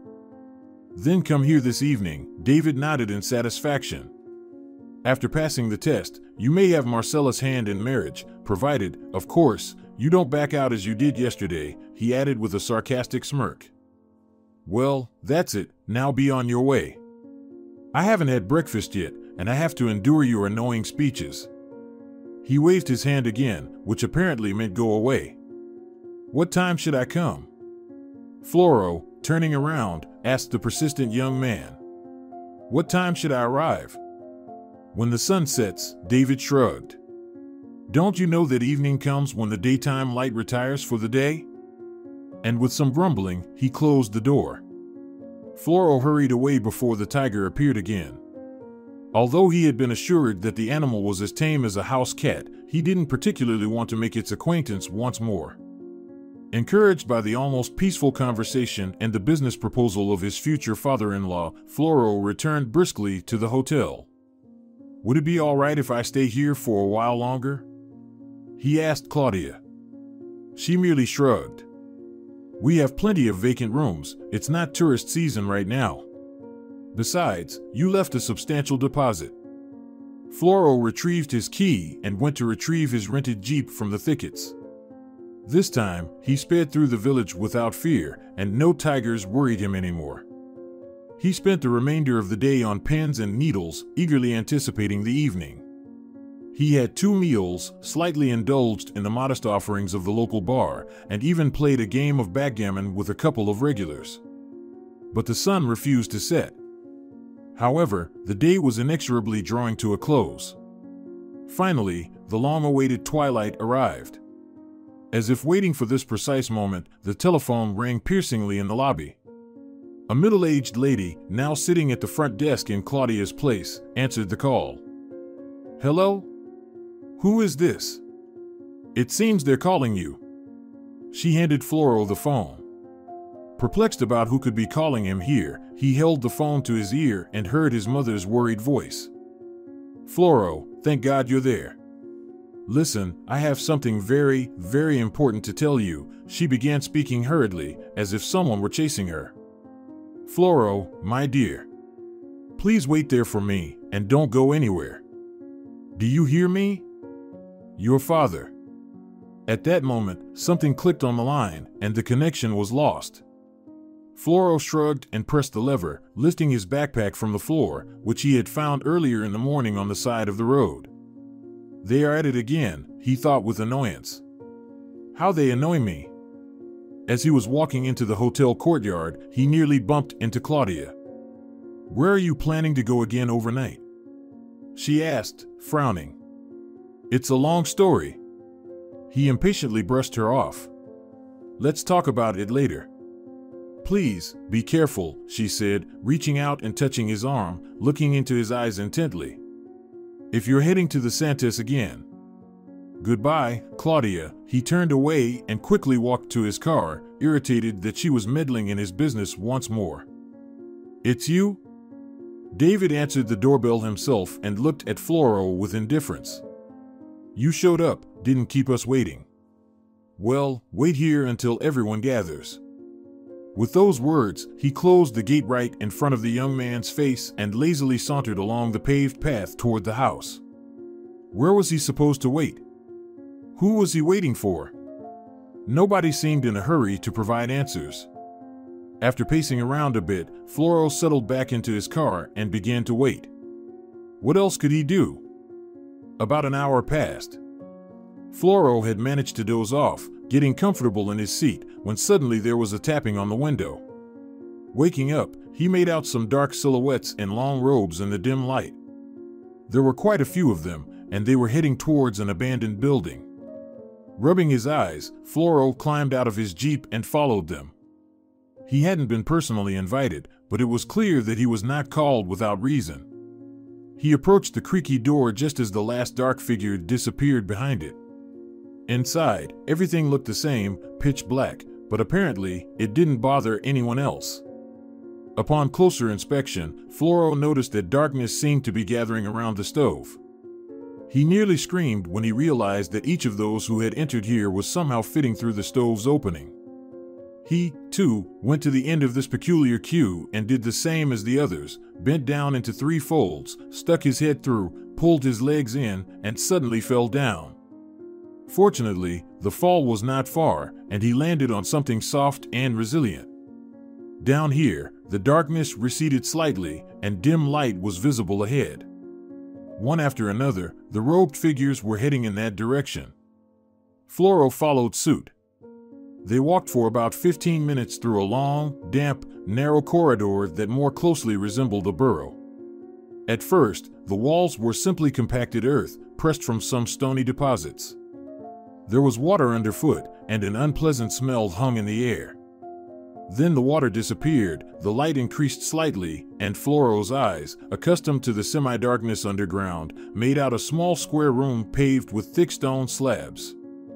Everyone gathered here suddenly, and there was a loud clap. As if on cue, torches in everyone's hands burst into flames brightly. It was quite impressive. Floro even felt a bit resentful. For some reason, nobody had given him a torch. However, there was little time to dwell on.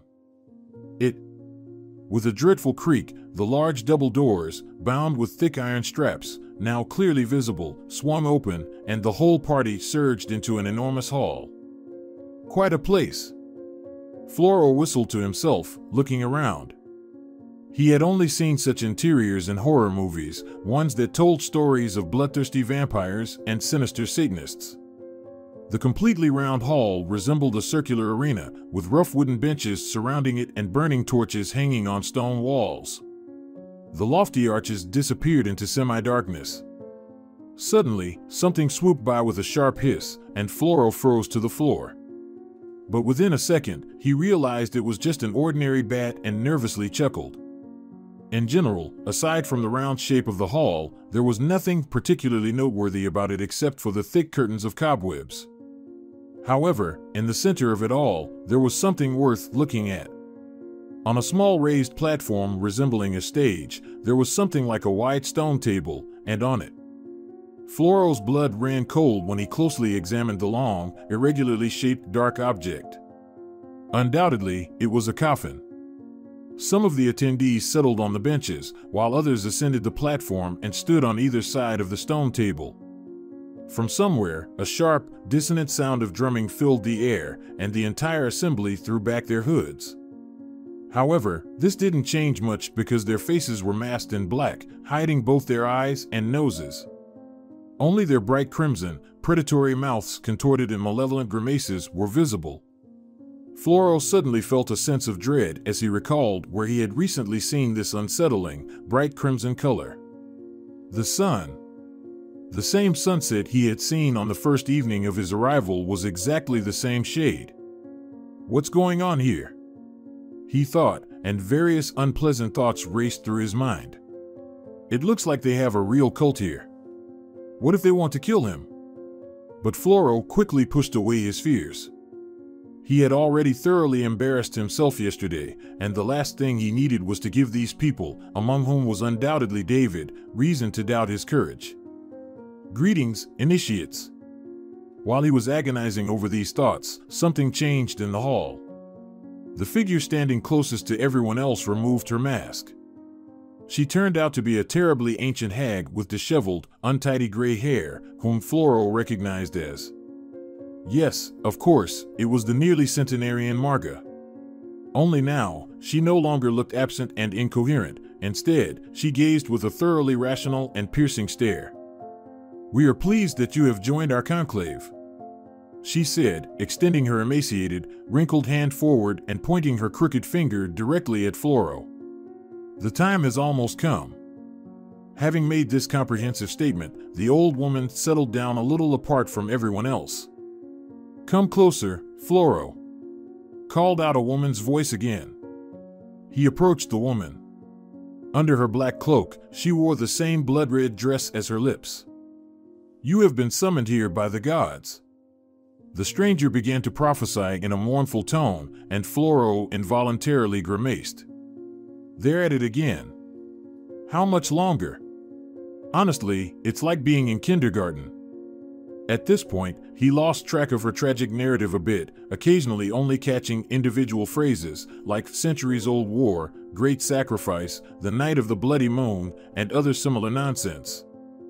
However, when he listened a bit more carefully, he was surprised to note that this speech made absolutely no mention of the immortal teachings of Tao. And at this great night, the night of revenge, we will finally be able to restore justice and allow our ancestors to achieve immortality in the flesh. Suddenly the woman in the crimson dress screamed at the highest pitch, and all those present joined in this scream. Floro frowned. It wouldn't be accurate to say that all this nonsense had frightened him greatly. Over the past while, he had become somewhat accustomed to his life resembling a low-budget adventure movie. But when the stranger in the crimson robe took him by the hand and led him to the very coffin, at that moment, he genuinely realized that he was in serious trouble. In the coffin, around which these fanatics had gathered, lay a nearly naked person who was undoubtedly still alive. His chest heaved feverishly, his arms and legs were bound tightly with leather straps, and his face was covered with a crimson satin cloth. People in cloaks began to sing something eerie and drawn out, swaying from side to side, and Floro somehow found himself holding a long, slightly curved knife in his hand. A horrifying melody rose upwards to the invisible vaults of this cave and was immediately interrupted. With a quick movement of his hand, the Scarlet Priestess tore the covering from the face of her victim. Floro's legs went weak, his breath caught, and icy shivers ran down his entire body. His own father lay before him. "This can't be," he mumbled, it seemed, aloud, and suddenly he became terribly angry. "How long will this madness continue? Kill him!" The woman in the crimson dress shouted abruptly. "Kill him, and you will be forever reunited with your beloved. You and Marcella will become the new heirs of the great dynasty, and your firstborn will become a great dark emperor." "What are you saying? Darth Vader himself?" Floro asked, with a mocking and not very politically correct tone, tightly gripping the knife in his hand. What did you say?" The woman was taken aback. "I said you're all a bunch of idiots," Floro informed her, grabbing her long, dark hair from behind and pressing the knife against her throat. "Come on, gentlemen, Illuminati, or whatever you are," he commanded the shocked group of fanatics. "Unbind my father immediately, or I'll send your voodoo doll straight to hell." A slender figure stepped forward and removed her mask. Floro wasn't particularly surprised to see Marcella before him now. Her face, distorted with rage, was anything but beautiful. It was frightening, like that of a witch. "Let my mother go immediately," she screamed. "Otherwise, there will be no wedding. I'll get over it somehow." Floro responded impassively and gave Marcella's mom a good shake by her hair. She yelped and tried to move, but Floro pressed the sharp blade firmly against her throat. "Stand still," he commanded and turned to the frozen crowd. "Who among you is the leader here? Come on, release my father, or I won't be responsible for what happens next. You'll regret this," someone hissed from behind. Floro, who had trained in Eastern martial arts for a long time, had excellent reflexes. He quickly moved to the left, taking the hostage with him, and thus avoided a dagger that whizzed just a few centimeters from him. Glancing back, he realized that the centenarian grandma had thrown it. He pinned the blade down with his foot and slid it away across the stone tiles. "Bastard!" cursed someone under a cloak. It was David's voice. "Ah, the father-in-law has arrived," Floro cheered. "Well, come on, coward, take off your mask. You dare to challenge me? I'll crush you like a pesky mosquito right now," roared the bull, and, tearing off his mask, he charged forward. "Nope," Floro shook his head and pressed the blade against his hostage's throat. She gasped and stared wildly. "David, please." "Release him," David ordered through clenched teeth. Someone in a cloak rushed to obey the command. In a minute, Jorge emerged from the coffin, staggering, with only a black loincloth covering him. They removed the gag from his mouth and pushed him forward. With an unsteady, limping gait, he moved towards his son. "What now?" Floro feverishly thought. "How do we get out of here?" "Release the priestess," David shouted in the meantime. "No way." Floro smiled and decided to go all in. "I have a hand grenade in my pocket. Now, my father and I will walk to the exit, and you will sit here quietly until we leave the room. Or I'll give you a little fireworks show. Or not." He suddenly changed his demands. "Give us an escort. Surely there's more than one way out here. Am I right?" The figures exchanged glances and muttered something in their incomprehensible language. Suddenly, they all moved forward together, converging on Floro and closing in. The sleeves of their cloaks rose, each holding a similar metallic dagger in their hand. Floro clenched his knife nervously, pressing it almost against Marcella's throat. At that moment, a terrifying, guttural roar echoed from the opposite side of the circular hall. Out of nowhere, a huge tiger leaped towards the elevated area, followed by Claudia herself. "Stop!" she yelled. Cease all of this immediately. She held a real machine gun in her hands. 3 more men, armed with firearms, entered the room behind her. Floro looked at her joyfully and smiled broadly. "Claudia, you've arrived just in time," he exclaimed. "And you brought a little tiger with you, what a champ." Ignoring his incoherent rambling, a tall man stepped forward, whom Floro recognized as Claudia's father. "Everyone remove your masks and drop your weapons. This is an arrest. Everyone lie down on the floor and put your hands behind your back." "Who did I say?" he shouted at David, who was trying to hide his dagger up his sleeve. "Now you can." Claudia commanded the tiger, which landed next to the fallen cultists. While the men were apprehending the approximately prone followers of darkness, the tiger paced alongside, growling menacingly whenever someone attempted to move even slightly and nervously swatting its long, striped tail against their sides. "That's what I call teamwork," Floro approved, nudging his mother Marcella towards the others.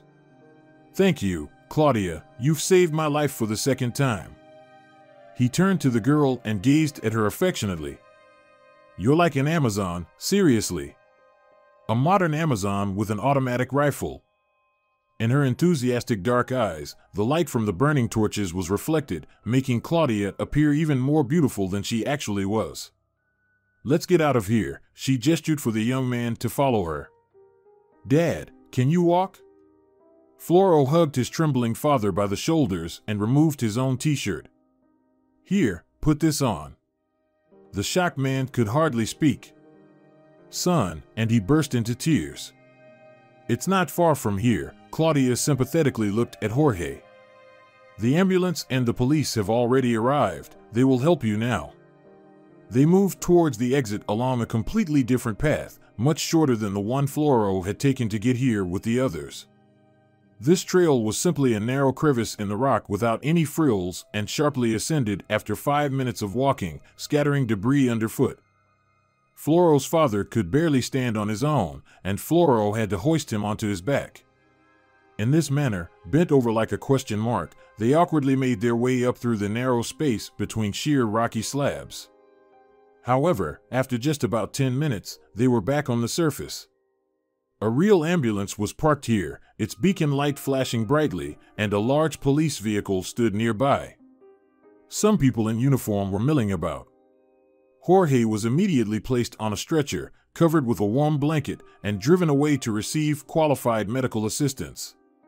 Floro declined the offer, but the police officers handed him a thick jacket, and he didn't refuse this time. After all, it was mid-September, and the nights in this area were already quite chilly. Going around shirtless wasn't an option. One by one, they began to lead the cult members, their hands tied behind their backs, out of the cave. The huge tiger emerged last, growling and swishing its tail in annoyance. "Michaela." Claudia approached the predator and affectionately stroked its large, elongated head. The big cat cuddled up to the girl and purred contentedly. "You said her name was Max," Floro remarked, extending his hand to pet the tiger as well. In an instant, the affectionate kitty transformed into an enraged beast, baring its gleaming fangs. "Yeah, right."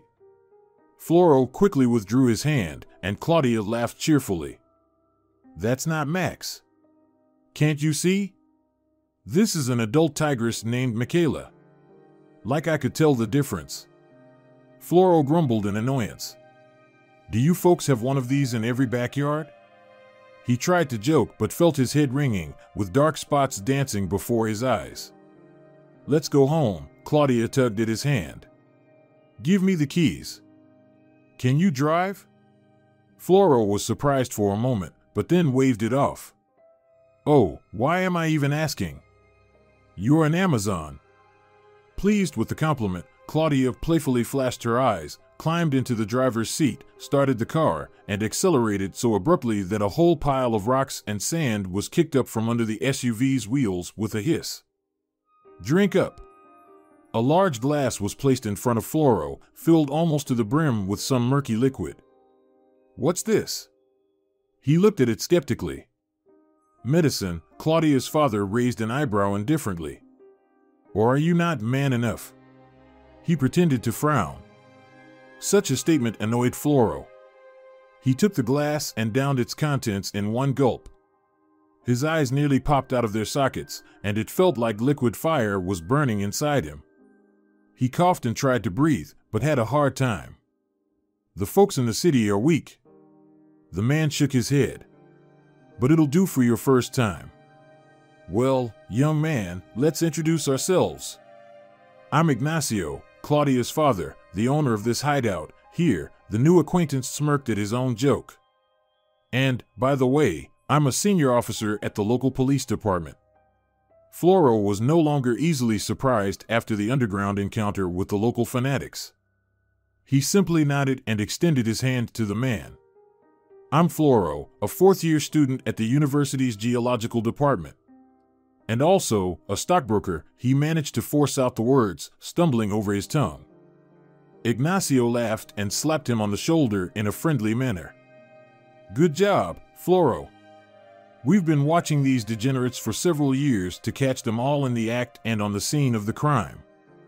Seeing that Floro wanted to ask something, Ignacio shook his head and firmly said, Leave your questions for tomorrow.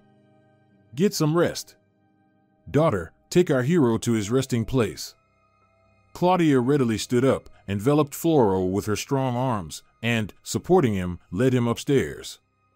Floro felt like he was in a dream, but this time it was a good one. Everything around him after drinking that fiery concoction seemed beautiful, and his eyes closed on their own. When the door to his room opened, he was already asleep, it seemed. Claudia carefully laid him down, covered him with a blanket, and stood there for a minute, watching him sleep. She smiled and left, turning off the light. Son. Gentle maternal hands tousled his head, and he didn't want to wake up. Oh no, he didn't want to go to that kindergarten. He'd rather stay at home, watch Winnie the Pooh, and drink cocoa with marshmallows. Wake up, my dear. Mom? Floro opened his eyes. It wasn't a dream. It was indeed his mother. You came? He mumbled, hugging her. How wonderful. The bright room in the county clinic was quite crowded right now. Good. Let's start from the beginning, son. Jorge spoke in a conciliatory tone and looked around at those present. His faithful wife sat right next to his bed on a chair. His son was sitting across from him, demanding all the necessary explanations from his father. Claudia was there as well, as were her father, the operative officer, and even Floro's friend Sancho, who had flown in with Floro's mother when he heard that his friend was in mortal danger. A couple of months ago, I thought I was dying, Jorge began, coughing slightly. And I really wanted you to marry a girl from our faith. I simply couldn't imagine leaving this world and my son on the wrong path. But all of you are well aware of the beginning of this story. I won't repeat it. On the day before your wedding, my son, a terrible truth was revealed to me. One person. Here, Jorge, looking at Claudia's father with gratitude, nodded slightly and smiled. A very good man, Jorge continued, informed me that the Santos family had sided with the forces of evil. I have to confess, there were rumors about this even before, Jorge sighed, but I couldn't believe it.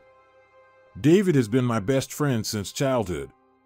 Our fathers and grandfathers were friends long before he and I even existed. Jorge shook his head sadly. But they presented irrefutable evidence to me. I had no choice but to admit that my David had become a black Taoist. It's a very ancient sect of fanatics. We thought it had ceased to exist long ago. However, who could have imagined that this ancient evil would take root again, and where? Right in the heart of my hometown. Sacrifices have been a part of their dreadful traditions for centuries. David, along with his numerous relatives, turned out to be the last adherents of the Black Tao. They restored the ancient sanctuary. They believed it would make them immortal. Can you imagine? Jorge clutched a set of prayer beads in his hands and murmured some sacred words. Everyone gathered patiently and waited. Finally, he completed the necessary ritual and continued his story. Of course, I immediately called David and canceled the wedding. He got terribly angry and started threatening me. But I was far away, and I didn't consider his threats all that dangerous. How wrong I was. He covered his face with his hands. Those monsters tricked me into a trap. They met us, your mother and me, right at the airport. She managed to escape from them, but they took me. David doesn't forgive such things, as I tried to tell you. But why didn't you explain all of this to me right away? Floro protested. On the day when I found out about everything myself, you could have told me not to go to the wedding. Then none of this would have happened. He suddenly stopped, glanced at Claudia, and fell silent. She smiled at him, blushed, and lowered her eyes. Her father noticed everything, but he just smiled at himself. Son, I simply couldn't reach you on the phone, his father explained, raising his hands. Your phone was always unreachable, or you didn't pick it up. What could I do? That's true, Floro admitted, feeling embarrassed. He remembered how angry he had been with his father and how he had ignored his calls. But you could have sent me a message, he exclaimed, realizing. Son, Jorge shook his head reproachfully. Don't you know that your mother and I never trust our thoughts on the phone? Yes, of course, Floro rolled his eyes, acknowledging his parents' peculiar habit. And in turn, I wanted to intercept you right by the temple. Claudia's father joined the conversation to prevent you from marrying Marcella. But when I saw that you had managed it all by yourself. At this point, everyone gathered and burst into laughter. They laughed and couldn't stop, remembering how confidently Floro had entered the temple, dressed up like a circus performer. Oh, I wish we had seen it with our own eyes, my dear, Sophia said, wiping away tears of laughter. No. I don't regret it at all. No matter how you look at it, it was a terrible thing to do. Jorge said sternly. And you, Floro, will have to work hard for a long time to atone for your guilt before the gods. On another dark autumn evening, the whole group gathered at Claudia's father's tavern. The cheerful gathering lasted late into the night. At some point, Floro seized the opportunity and whispered to Claudia. Shall we go for a walk? It's getting too stuffy in here. Claudia gladly agreed. They stepped outside and strolled leisurely towards the meadow, where Floro had seen an amazing sunset a few days ago. It was completely dark now, and only the silvery light of the eternal moon illuminated the surroundings slightly. Fast-moving clouds raced across the dark sky, and the air was fresh and clear, as it can only be in early autumn. Claudia, Floro took her hand. I wanted to ask you something. Yes? She tilted her head and looked at him expectantly. What is it? Will you marry me? Floro anxiously waited for her answer, but she didn't rush, slyly looking into the distance. I don't even know, she finally said with a mischievous smile. Can you meet all the strict requirements that my father has for my future husband? The Tao path and all that? Floro raised his eyebrows in surprise. You mean he does too? At this point, Claudia couldn't hold back her laughter and burst into laughter. Oh, you scoundrel! Floro pretended to be annoyed and hugged her tightly. The laughter immediately stopped, and even the moon, shyly hiding behind the clouds, didn't dare to disturb the two lovers. But what if your father doesn't approve of our marriage? She asked softly at last. Then I'll remind him of the trouble his previous decision caused all of us, Floro smiled. Sometimes, following the Tao path can be terribly unpleasant, don't you think? Floro, come on. I'm serious, Claudia said, sounding offended. And so am I, Floro replied firmly. I've had enough of all this. From now on, I'll choose my own path. And to start with, I choose you. The couple embraced again and, sitting under a large pine tree, gazed for a long time at the velvety sky, where someone was lighting up large, bright stars.